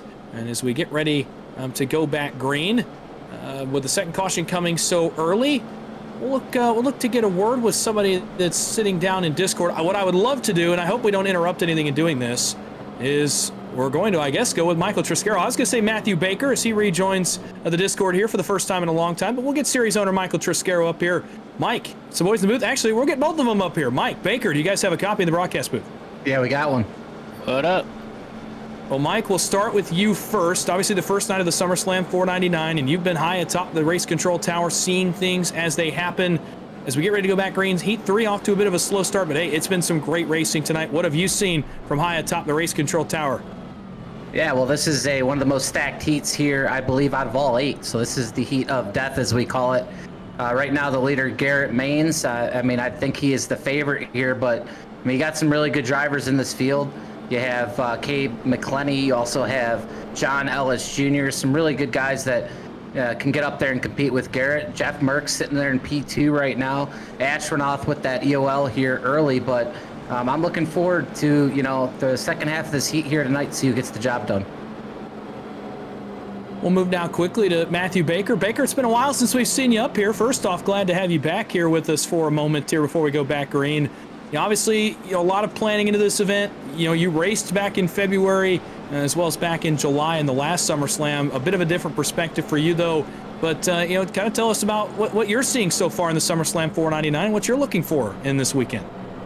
Yeah, it's a bunch of really good racing that we've seen so far the past 2 heats, and you know, I called this one the group of death.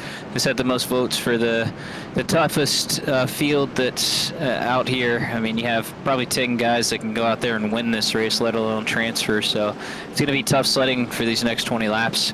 But man, I feel for these guys that are in this spot. You know, I didn't transfer from my heat in the 500, and I've had a lot of close calls to win some big money, and I know what drivers are feeling whenever they don't transfer through. But the feeling when you do transfer through to the next round and win the heat or win a prelim, it's a great feeling. And one of these drivers is going to be lucky enough to say they won their heat race to get into the duel and have a good starting position for Saturday.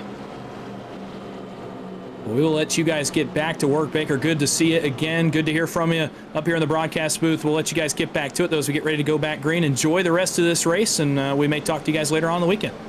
Yeah, sounds good. So Matthew Baker never short of some spice there towards the end of his interview. We'll let them get back to work.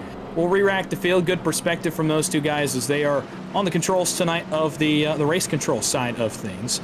Garrett Maines will restart first, Jemp Merck in second. Dave McClenny and Kyler Wynn back on row 2, as Mike noted just a moment ago.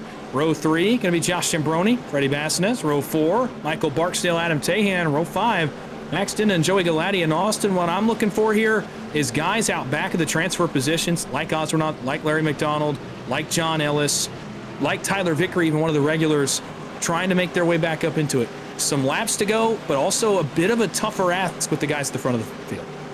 Certainly is, and I think Matthew Baker hit the nail on the head. These guys up front are all capable of winning the feature, much less just simply trying to transfer through. So I think the front 5 will stay pretty good together, and we'll have to see who out back is going to really take the chance to try to get everybody to the front. Here we go, green flag back in the air, 20 laps to go.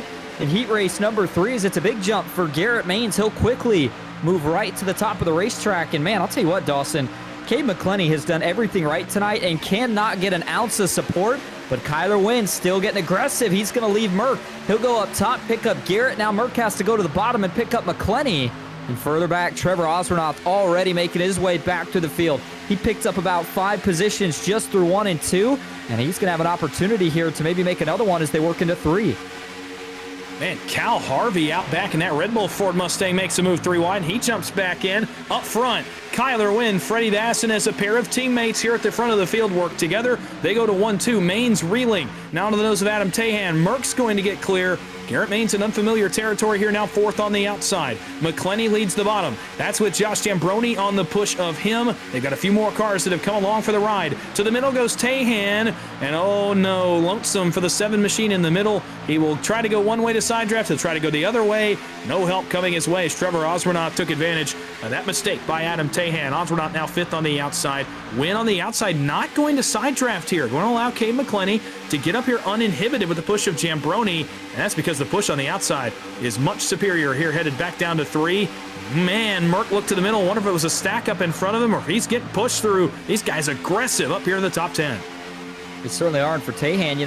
I hate to see him fall back, but I almost like that he makes that move now because he learns that, hey, if I'm going to do this, nobody's going to go with me. I'm going to have to try something different late in this race to get to the front. So it doesn't work out this time, but could be a short-term loss, long-term gain as they're 3 wide further back. The 77, Calvin Harvey, looking to see if he can pick up some help in the middle from Andre, I believe that's LeBeouf. Either way, nonetheless, they're going to get back together. Here's the 661, Joey Galati on the outside. 18 actually falls back a couple of positions. Back up front, Garrett and company down to the bottom. Kyler's going to have to block. He doesn't do it, though. He'll stay up top. I think he's more comfortable with Bosnez. Now Trevor splits. Kyler's going to cover the top. Oh, no, and he got on offset. We're going to crash here in turn 3. Bobby Rachal got sideways in the 888. 2 cars spin to the inside. The other one is the 14 of Crank Bell, and the 3rd caution flag of the night going to come out here with 18 laps to go. All of a sudden, man, this race just cannot find a green flag rhythm. That's another one that starts back around Trevor Osbornaut. Goodness, he has had a busy night in that 89 machine. He might have picked up some more severe damage on this one. Crank Bell certainly did. He is crab walking. That 14 machine is going to labor right to the pit lane here and come to immediate service. We'll look at another replay. Trevor Osbornaut made a quick move. Kyler went to cover and just could not get centered on the front bumper of Trevor Osbornaut as he unfortunately is going to kind of, I don't want to say threw Trevor Osbornaut in the wall, but that's going to be the best term for it. When you don't get centered in this car and you try to hit going that much faster, that's exactly what happens for Osbornaut. Osbornaut did not do anything wrong. He's just pushing the guy that threw a block on his nose, but unfortunately, he's going to get the worst end of it when Wynn tries to cover the move. You're on board with the car that was 3rd in line behind them, and you see right there, Osbornaut just cannot get squared on the bumper of Wynn, and that was a late block. And Austin, it harkens back to the conversation you had earlier about that egregious blocking rule. Going to be interesting to see here. Does that fall in the definition for the 84 of Kyler Wynn? We'll take another look at it here. I don't know. It's close. I was thinking the same thing, and boy, this is close for a couple of reasons. First off, because, I agree, initial inspection, you say, yeah, it's just a big block, and, Trevor's got a massive run, but at the same time, he doesn't really have anybody behind him initially. So I was trying to watch this, and from the cockpit view, it happened so fast that I think if race control watches it from there, it's an even tougher decision, but I think in this case, Kyler gets up in plenty of time, at least, again, this is kind of what I'm thinking here. And it looks like Trevor's initially thinking he's going to try to split him again, but Kyler almost comes up just enough where Trev can't quite do it. And I think Trevor maybe goes to recenter as Kyler turns up. It's too difficult for me to call, Dawson, so I'm not even going to try to go any further, but I agree. This is definitely going to be pushing that new rule to its limit, and I'm very curious to hear how race control decides to call this, whether they call this egregious blocking on the 82, or if they say that the 89 had just enough time to avoid that, check up a little bit, and they try to put it on him. I could see it going either way.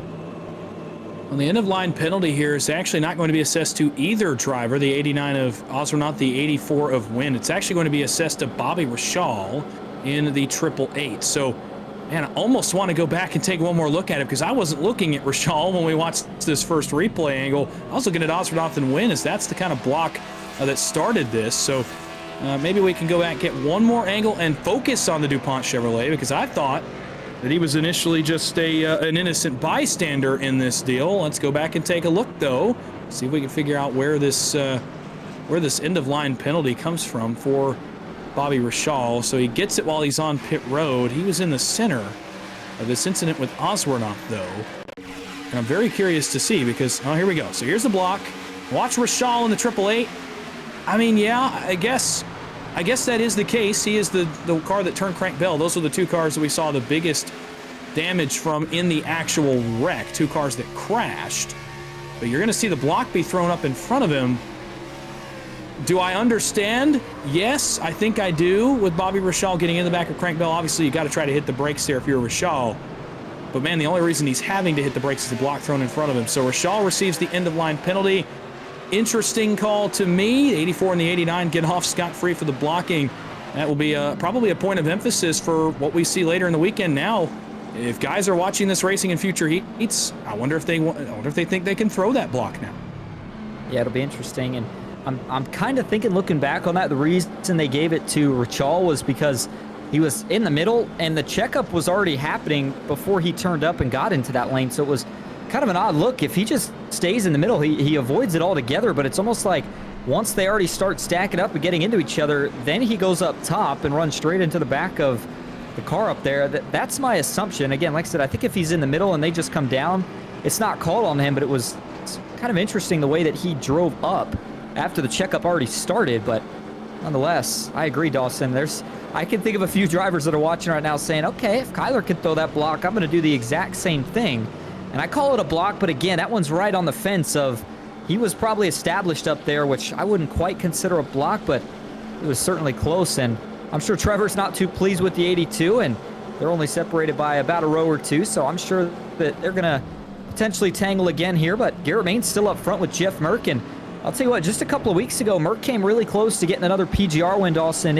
It's been a struggle for Merck recently, at least trying to find victory lane. He came so close, and you just wonder if the SummerSlam could potentially be that big break. Absolutely. Jeff Merck, a veteran of the money racing scene, a veteran of PGR eSports, a former winner in the Thursday Night Weekly series, and you get a ride on board with him now, and it's the best view in the field for the moment, looking out on some clean racetrack in front of him. Another guy that likes this car, another guy that likes this combo and runs well when this kind of combo comes out, primarily as a pusher, but then he can get up and lead laps as well. And you're right, he's been looking for the big break.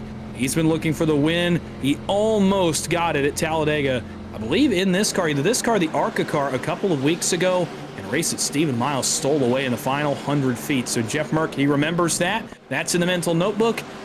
I'm sure $1,500 in a championship belt would do a good job of clearing that bad memory away for the next little while. Merck and Main's on the front row. We'll restart 1-2. It's still 14 laps to go. Again, this race has not yet found a rhythm. Looking to do so right now. Jeff Merck into the restart zone. Green flag going to go back in the air. 14 to go. This time a better restart for the 60. And we've seen most of the race so far. McClenny gets a good start behind him. And Kyler does it again. Kyler win to the center. Garrett Maines gets hung out 3 wide.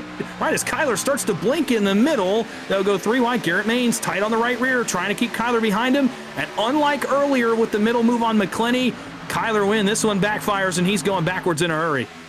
Boy, that move caught me by surprise. I couldn't imagine what Garrett was thinking as the 82 dove low at the same spot he did on Cade McClenny, but it doesn't work out this time for Kyler as he fades towards the back, down the back stretch. Garrett Maines, Jeff Merck now linked up top.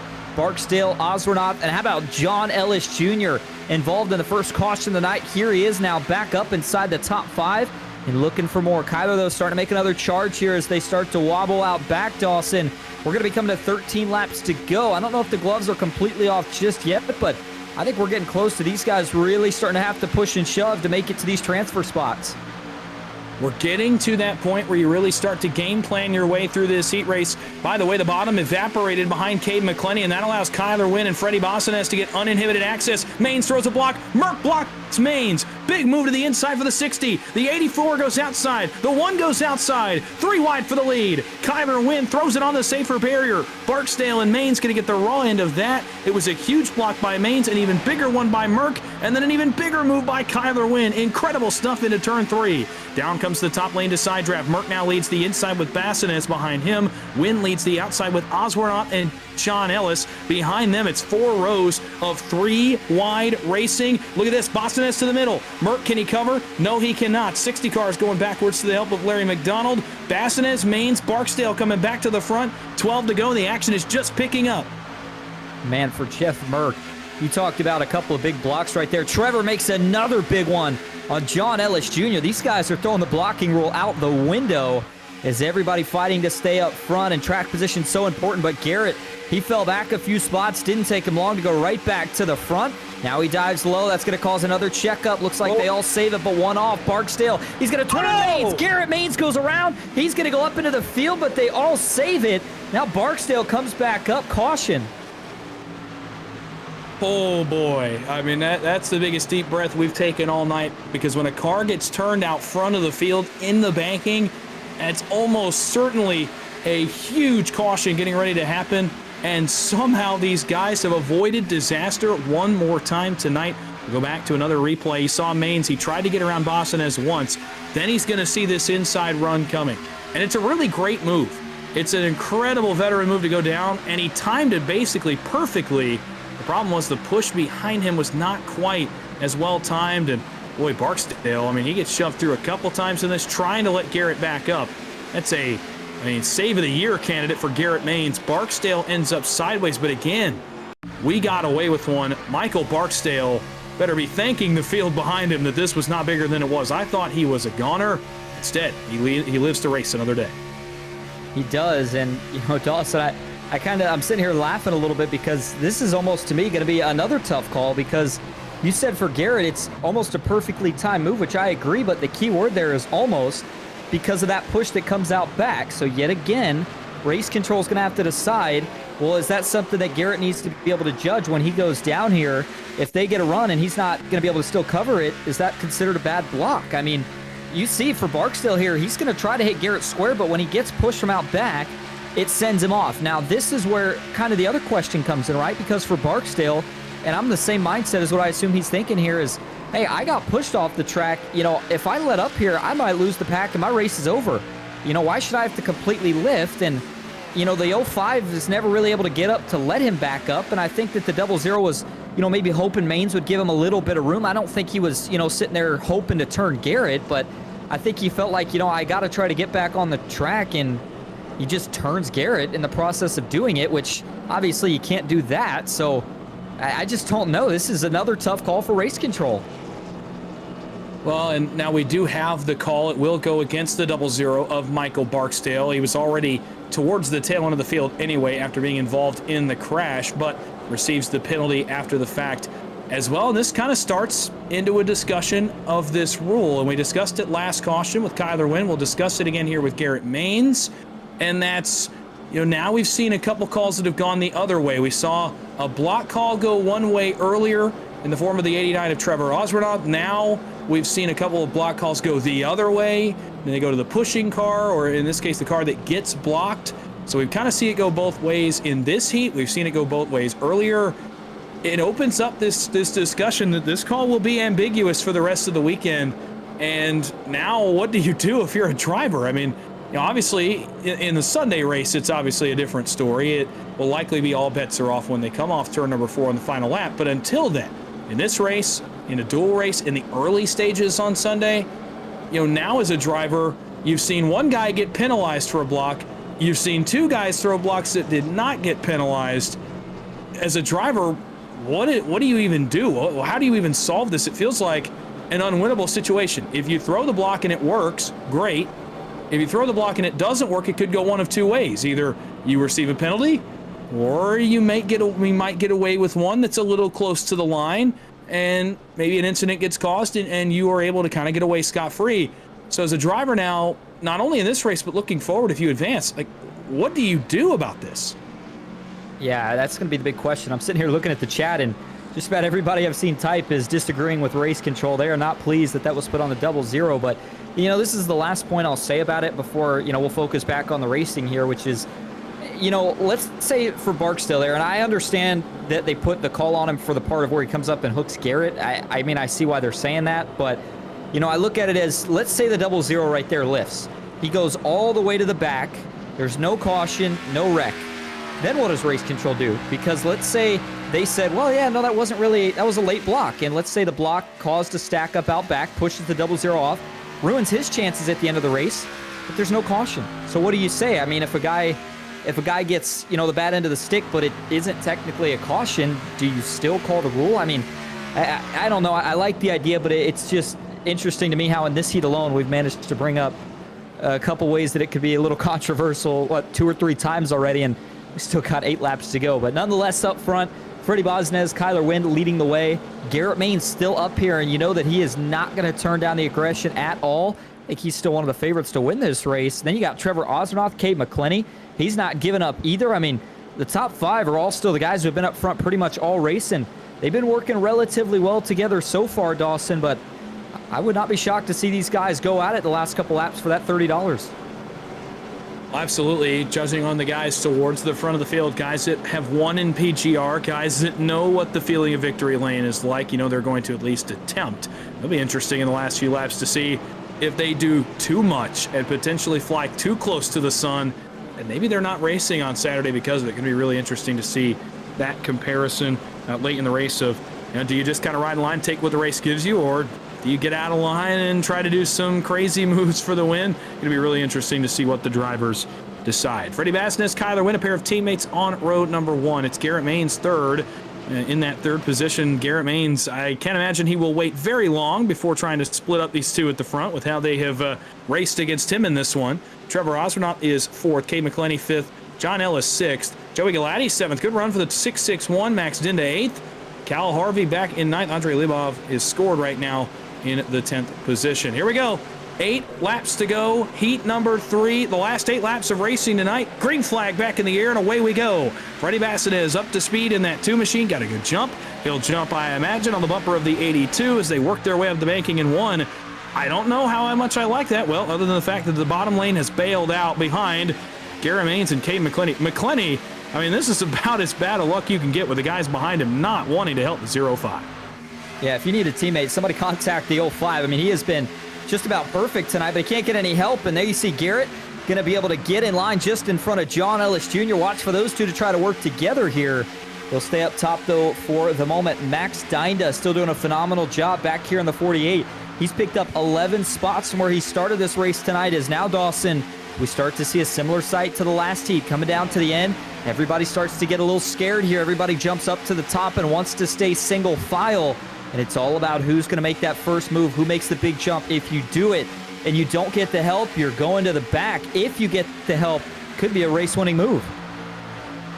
Yeah, absolutely. And, you know, it's kind of interesting. The only 2, you know, teammates that we have in this heat race are Bosnez and Wynn, and they run 1-2. So the move's going to have to be from out back of them for guys that don't normally maybe race together on a nightly basis. you look at Trevor Osmernoth, I think he's certainly the first of the guys you expect to make a move for this. The entire field now single file. This is a rare sight tonight, at least in the racing that we've seen. I look at Osmernoth, obviously Garrett Maines, John Ellis. I'm not sure here, considering he's only got that one car remaining. Does he make a big move? Out back of him, obviously Dinda, Galati, Cal Harvey, they make big moves. Josh Tambroni could, absolutely, in the 49, as well as Cade McClenny. I'm looking at guys back there that are around those transfer spots to be the first to move from there. Up front, it's Osmernoth and Maines. It's just going to be on how long they're willing to wait before they try to make a move at the front of the field. 6 laps to go. Heat number 3, top about 8. Now 9 are clear. And all of a sudden, Cade McClenny to the bottom with Bobby Rashal. Now McClenny's got some help, and all of a sudden he's got some guys wanting to go with him. He draws a crowd to the inside, 10 cars back. Yeah, that was about a half of the field split in the 48. Max thought about going, but he thought better of it. Jumped back in front of Galati, and now he will go down in front of McClenny. Big run. Garrett's going to try to cover. Here we go. They'll start to stack things up on the inside, but it gets a big run off of turn 4. Garrett Maines now going to go to the middle. He'll look up top, and he ducks in just behind Kyler Wynn. Max Steinda still leading the bottom. Freddie Bosnez leading the top. Coming to 5 laps to go, and all of a sudden we are side by side for the lead at Talladega. You got to think Cade McClenny's the happiest guy in the field right now. He said, guys went with me. I got guys to go with me. He's pushing on the back of the 48. He'll send the Ally Chevrolet to the point in heat race number 3. Top line trying to cover. Trevor Osmernoth turns Garrett Maines. Bobby Rashal's in the outside wall. The big one strikes on the back straightaway as they all fly apart. The 18 of Lyubov's in it. John Ellis is in it. Rashal spins to a stop. Cal Harvey's involved. Larry McDonald's involved. It's the big one for the first time tonight, and it comes with 5 to go in Heat 3. And the guy who got turned in front of the field, as he does, pulls a Houdini act and manages to not get any damage from it. Garrett Maines driving up here looks at least fine from what I can see. That car A-okay, but everybody else, major damage. We saw a few big hits in this one, too. So, there may be a few fast repairs left, but this is going to be a 2-lap shootout for John Ellis Jr. and a few others here that are going to be sent to the back. Lose all their track position with the damage they have. I think their race is basically done as, oh man, just as I mentioned it, John Ellis Jr., left front suspension and front bumper falling apart. Looking like his chances at making the SummerSlam 499 are going to come to an end here tonight. And, this is another example of some hyper aggression that we expected out of this heat race. Going into Heat 3, we saw the names, we knew it would be aggressive. And really the source of the, the aggression, or the source of them needing to feel like they had to race like that was not even the guys that we really expected. Max Dinda, Cade McClenny, Andre Lyubov. I mean, these were guys that were on the bottom that weren't Garrett Maines or Kyler Wynn or Trevor Osmernoth, that made those guys kind of say, okay, we got to be a little bit more aggressive and defensive of our positions up here and come down to side draft. And as they do, it stacks up out back of the 89. Could not tell from my point of view if Osmernoth was getting pushed by John Ellis when this started to happen, but it could have been a case. We have not yet gotten an official call from race control, but I could not tell if there was contact between Ellis and Osmernoth before that, or it was just a bad push from Osmernoth to Garrett Maines. I have no idea how Garrett Maines gets away from this one unscathed in the one machine. That's the second or third time tonight he's gotten extremely lucky. I mean, you're on board with, the cars that were right behind these guys. Watch Garrett Maines right here. I have no clue how in the world he saves this race car. Yeah, I don't either, but he somehow does. And, looking back at it, this is another interesting one in the sense of I can't tell if they were trying to go together or if Trevor was trying to beat Garrett out there and just really kind of got caught off guard by Garrett going up and kind of matching him. I don't know if this one's necessarily a block. Again, I can't tell if Garrett goes up there from the checkup or if Garrett was going up there because he kind of saw that the 89 was going to have a run and wanted to go as well. But right as Trevor goes up, they look like they're going to hit square, but then Trevor gets up just a little bit higher. Once he tags Garrett on the right side of the rear bumper, that just immediately sends him around. And then Bobby Rachal, I mean, nowhere to go, Dawson. This is one of the worst feelings. And then he gets hooked again after almost saving it. And I think that's the biggest hit of any of the cars that we have seen so far here tonight. The 77, just nowhere to go. Josh Gambrone and a whole bunch of others getting caught up. And, you hate to say it because, again, I'm not saying anybody was trying to do anything wrong, but the 2 cars that are at the start of it, they get away okay. It's everybody else that has to pay the price on that one. Well, we'll get to why one of those 2 cars is not going to get away okay here in just a second, but want to take care of some housekeeping. John Ellis's night we could pretty much say is over. I mean, you saw that car on pit road. It was worse for wear. Bobby Rashal's night, unless he can come back out of pit road, his night also appears to be over. Also, Crank Bell retired from the race back on lap 13. His efforts in the SummerSlam 499 have come to an end as well. But the notable storyline on this caution, the second cause of caution penalty tonight to Jack Shack driver Trevor Osbornoth. As noted in the rules, that is a drive-through black flag penalty. And with this being a 1 overtime attempt, as he's out on the racetrack, this feeling hurts even more. His chances are over. He will be eliminated by serving this penalty, and with no more green-white checkered attempts, he will not be able to get the time back that he loses here serving this penalty. So his chances are over. He is eliminated from this race, and in the car, I mean, this has got to feel awful for Trevor Osbornoth. You know, you get the penalties and you cause the cautions, you can say, and I don't say that as, you know, Trev's going out there racing with reckless abandon, but you get 2 of those called on you.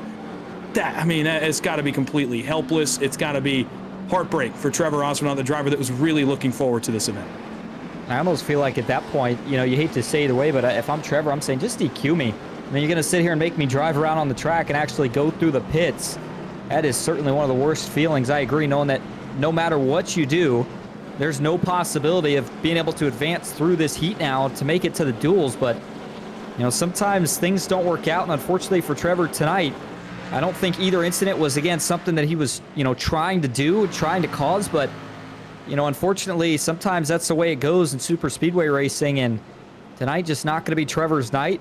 Certainly a tough break for a driver who we have seen win in this car in PGR before. But now, Dawson, we got to set our sights on these last 2 laps. It is going to be a heck of a shootout, and, you know, we talked about Trevor's being the guy who just wants to race, but I think Kyler's about proved that tonight as well, too. I know he's working with Freddie, but it doesn't seem like he's been very wanting to help anybody. He just wants to go out there and try to win, and I know $30 may not sound like much in the grand scheme of things, but you win that $30 and all of a sudden it's pure profit and playing with house money for tomorrow and the feature. If you make it, you don't have to worry about losing money anymore.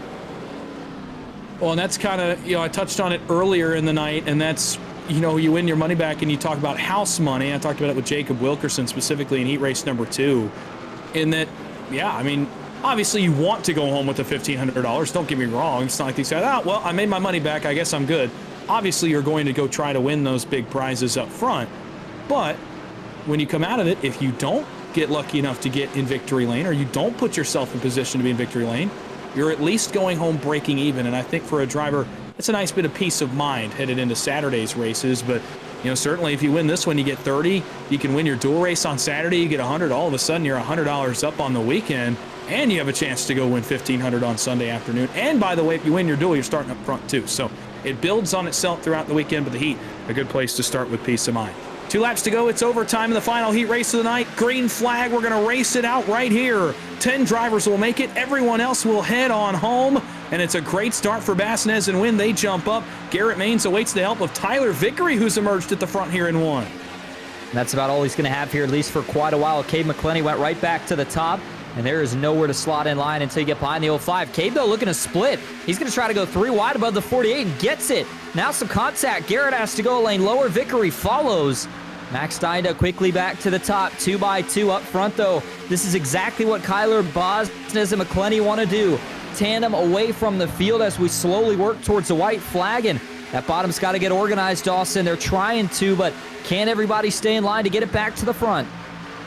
Bassinez, Wynn, McClenny up front. You got to think Cade McClenny is like, I'm tired of being raced like that. I'm going to go do it myself. Osbornoth dips off. He'll serve that penalty. As they get back to the start-finish line, white flag is up. 1 lap to go, heat number 3. As they rise the banking, it's single file 6. Make it 7 cars deep. Maines leads the bottom. Yeah, Maines on the bottom, but just no momentum down there, and I don't think they're going to have enough time to do it. Vickery not able to find the tandem he's been looking for. Garrett's going to bail. He's trying a different pusher. Meanwhile, at the front, still single file, no move through about the first 8 to 10. And oh man, Garrett's falling back around the final transfer spot. Dawson, everybody keeps leaving him. He's got to find a spot. He's going to make a desperation move. Gets in front of Barksdale, makes it work. Can the one hold on? Final time off of 4 for the leaders. He falls out of the final transfer position. Garrett Main's going to have to try to make a pass. Tahan going to make it wide. Up front, Bassinez and Wynn running away with this one. It won't be competitive. Wynn dives out at the line. They'll race for it in the heat. Garrett Mains gets turned. Garrett Mains hooked into the outside wall. Wynn wins the heat as Garrett Mains crashes out of the SummerSlam 499 in the heat race. Wow, and I watched this as it happened out back. Kyler Wynn wins, but one of the favorites to win the race eliminated in probably one of the most frustrating ways that it could have possibly been. Barksdale just did not want to go with him, and boy, Garrett at the end I think kind of had enough here. I think he said, you know what, if this is my only shot of making it, then I'm going to have to go for the block regardless, and he tried. The 00 didn't lift, and yeah, that's pretty much summing up the way that race ended. The one goes straight right into the fence. Barksdale's out of it. And those two, I know it's virtual, but if they could get out of the car, they might have a virtual fist fight after the way that one ended. Oh my goodness. I mean, this is shockingly the upset of the weekend so far, as one of the favorites to win on Sunday crashes out of his heat race here on the final lap in the final 1,000 feet. You see Garrett Mains, you going back to the last lap as those guys raced in front of him. It was a good block on Barksdale, but then Tahan gets past him, and so does McDonald. And all of a sudden, Garrett Mains appears to be out. He gets a push, but as Barksdale starts to split here in the tri-oval, he's going to get to the right recorder panel of Mains, and that is all she wrote for the one car and for the 00. Both their hopes over with. And boy, oh boy, what a storyline. Jeff Merck as well out in the 12th position. Kyler Wynn, though, he's loving this. He's burning it down on the front stretch. Kyler, certainly one of the favorites this weekend as well. He and Freddie Bassinez will finish 1-2. It's Kyler Wynn in the 82. We'll go first in heat race number 3. Freddie Bassinez goes in the 2nd position. Boy, for the lack of help he had, Cade McClenny comes all the way back to finish in the 3rd spot. He'll race in Saturday's duel. Someone maxed into in the 48. Good run for him. How about Andrei Lyubov of Poland in the 5th spot in the 18 machine? He'll go from the duels as well. So will Andrei Chickham. Fans of PGR will remember Andrei Chickham won a free entry to this race in a recruitment race. He's racing in the duels. Great run for Joey Galati in the 661 as well in 7th. Cal Harvey back in 8th. He's in. So too is the 49 of Josh Jambroni. Made his PGR return last week. Advances into the duels. And Adam Tahan, the final car to advance in 10th. Larry McDonald, first driver to not advance. Close, but no dice at the line. He takes home 11th. Jeff Merck finishing back in 12th after running up front so much of this heat. That's another huge upset. So unfortunately, Jeff Merck not going to have a chance to make it to the duels. Tyler Vickery back in 13th, and then arguably the biggest upset of the night, Garrett Mains and Barksdale tangle in the tri-oval coming to the line. Neither driver advances. Garrett takes home 14th. Barksdale finishes in 15th. Back in the 16th spot, it's Frank Chavez. Bobby Rachal finishes back in the 17th position. And due to that late penalty there coming to the green-white checker, Trevor Oswernaud finishes in the 18th position. And rounding out the field tonight, John Ellis Jr. 19th and Crank Bell rounding out the top 20. Well, boy, that's about as chaotic as an ending we could have asked for between the lead and the transfer spots. But up front was all teammates that battled for the race win in heat race number 3. And when it came down to it, it's one of the favorites on the weekend. The former Podium 500 winner, the Canadian driver Kyler Wynn. He goes to victory lane. He sits on the front stretch as he celebrates. And we'll get a word with our Heat 3 race winner, Kyler Wynn. It's my partner, Austin Green, that stands by with the winner of Heat 3. Hey, Kyler, this is Austin up in the booth. You got a copy? Yeah, what's going on?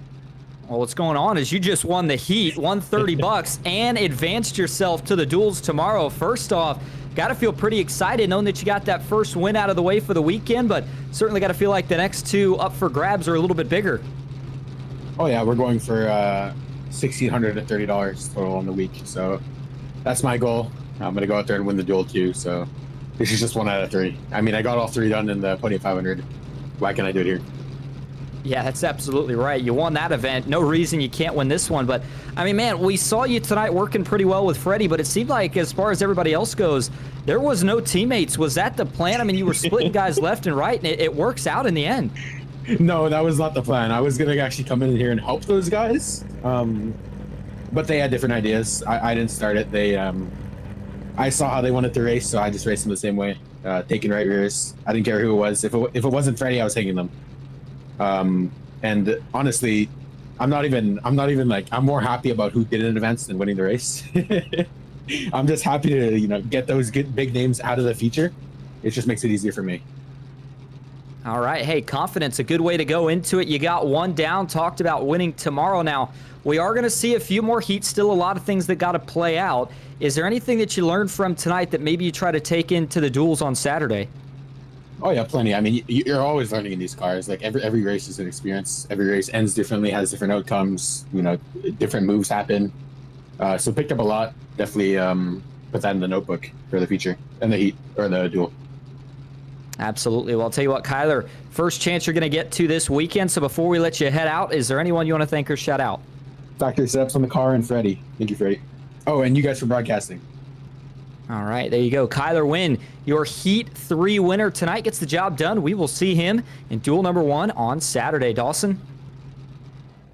Yeah, Kyler Wynn gets the victory in heat race number 3 and wraps what was a topsy-turvy roller coaster night of racing. And boy, was it a lot of fun to watch from up here. If you liked what you saw tonight, that's just the first night of racing in this event. We have 3 more days to go in this event.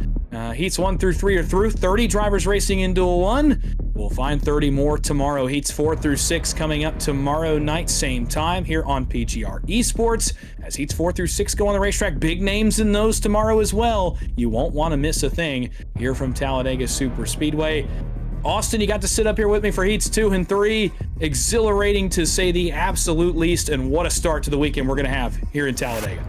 Yeah, it certainly was, and I think Heat 2 was by far the tamer of the two, at least for the ones that I got to watch. But, you know, I do want to make one more comment on this heat that we just saw, maybe a couple comments, but, you know, that last lap incident, and I know we talk about it because Garrett was one of the favorites, but even Barksdale, this is, you know, I looked at where everybody finished. Larry McDonald was the car just in front of them, and then Tejan was the car that was 2 spots ahead, and if Barksdale sticks with Garrett, I think that they catch the 7. Garrett likely advances, maybe gives the 00 a shot, although I doubt it. But at the end of the day, you got to have friends for the right moments. And I think right there, Barksdale wasn't a friend. He just said, you know what, I want a chance at it. And they just didn't agree. And, you know, the other thing was Kyler Wynn. We talk about favorites. A lot of guys go into it happy to be here and a more humble approach. And I know Kyler's happy to be here, but Dawson, he had some confidence in there. And he said, you know what, listen, I went out and won all 3 of the podium. Why can't I do it over here in PGR? I think that he may have just put himself as the new favorite here for the SummerSlam 499. Well, I mean, and I was going to comment on that too. Can you blame him for the confidence? I mean, this guy has won everything there is to win on the super speedway circuit, including the Podium 500, and of course a multi-time PGR winner. He's won about everything there is to win here in PGR as well, except a crown jewel. We have yet to see him win a crown jewel. He was eliminated in his heat race back in February in the PGR 500, raced in July, but could not get the job done. And now he will race in a duel, and you heard him more confident than ever. I almost wonder if it's because this is kind of the thing that eludes him. We got a couple drivers this weekend. They're in that same situation where this is all they have left. They've won a PGR race. They've won a series championship. They've won, you know, Ron Morris racing races on Tuesday. They've won all there is to win, and this is all that's left. And I wonder if that contributes to a little extra confidence for Kyler. Oh, by the way, he's really skilled in this car, and he's got a really good group of teammates as well. By the way, one of them just advanced to his dual race with him in Freddie Bassanes. A great group of racers tonight, a great 3 heat races tonight. Twists, turns, guys are in that we may not have expected. Guys are out that we definitely did not expect. A quick programming / housekeeping note from that event. I mentioned that Jeff Merck was out. There is still a provisional in place for the 60 machine. I'm waiting for confirmation whether that's to Sunday afternoon's feature event with some sponsorship things or for Saturday afternoon's duels. So Jeff Merck, as of now, is still alive in the 60 machine. He finished 12th, but he will rely on that provisional to continue into this event. We don't have confirmation whether that's to Saturday or directly to Sunday. So scrap that for the NBG entry of Jeff Merck. You may have thought his night or his weekend was over. It is not, out of that 12th position. Well, we will now start to turn our attention to tomorrow. One more time tonight, we do want to thank our title sponsors, both Blanchard's Towing and Recovery, as well as Ryko Performance for their sponsorship of the entire event, and our heat sponsors tonight. Heat 1, VRX Simulators. Heat 2, Blind Squirrel Racing. You saw Ambrose Knievel, their captain, make the dual race on Saturday, as well as Heat 3 sponsor the Jack Shack for their support of the heat races here in the SummerSlam 499. But we now turn our attention to 24 hours from now. You don't get much of a break, so make sure to enjoy the day tomorrow, but be back with us tomorrow night live on PGR eSports as we bring you coverage of heats 4 through 6. If you liked what you saw, go ahead and come on back tomorrow. We'll lock 30 more drivers into Saturday afternoon's duel races. Quick update on the schedule for Saturday. If you did not catch it earlier, Saturday we'll have 2 more heat races at 1 and 2 p.m. Eastern here on PGR Esports, followed immediately by 2 duel races at 4 p.m. and 5:30 p.m. Eastern, respectively. That will lock what will end up being about a 43-car total field for Sunday afternoon's PGR SummerSlam 499. So Saturday, a bit of a marathon compared to tonight and tomorrow night. And of course, Sunday, 1 o'clock p.m. is green flag time. 12:40 is going to be countdown to green on PGR Esports. I want to thank everyone so much for coming out tonight and watching heat races 1 through 3. I want to thank my production and broadcast team throughout the night as well. My co-hosts, both Landon Velicki and Austin Green, for carrying you through with some color commentary tonight, as well as our producer downstairs, DJ Line, for the amazing work that he has done to bring you all of the action from virtual Talladega Super Speedway. Again, one more time, thanks everybody for coming out. Tomorrow night, 7:45, 7:50-ish. We'll be back with you for heats 4 through 6. Can't wait for it. Can't wait to bring you back here to virtual Talladega. Until then, my name is Dawson Wise. For all of my partners, for all of our sponsors, we'll see you next time. Until then, have a good night.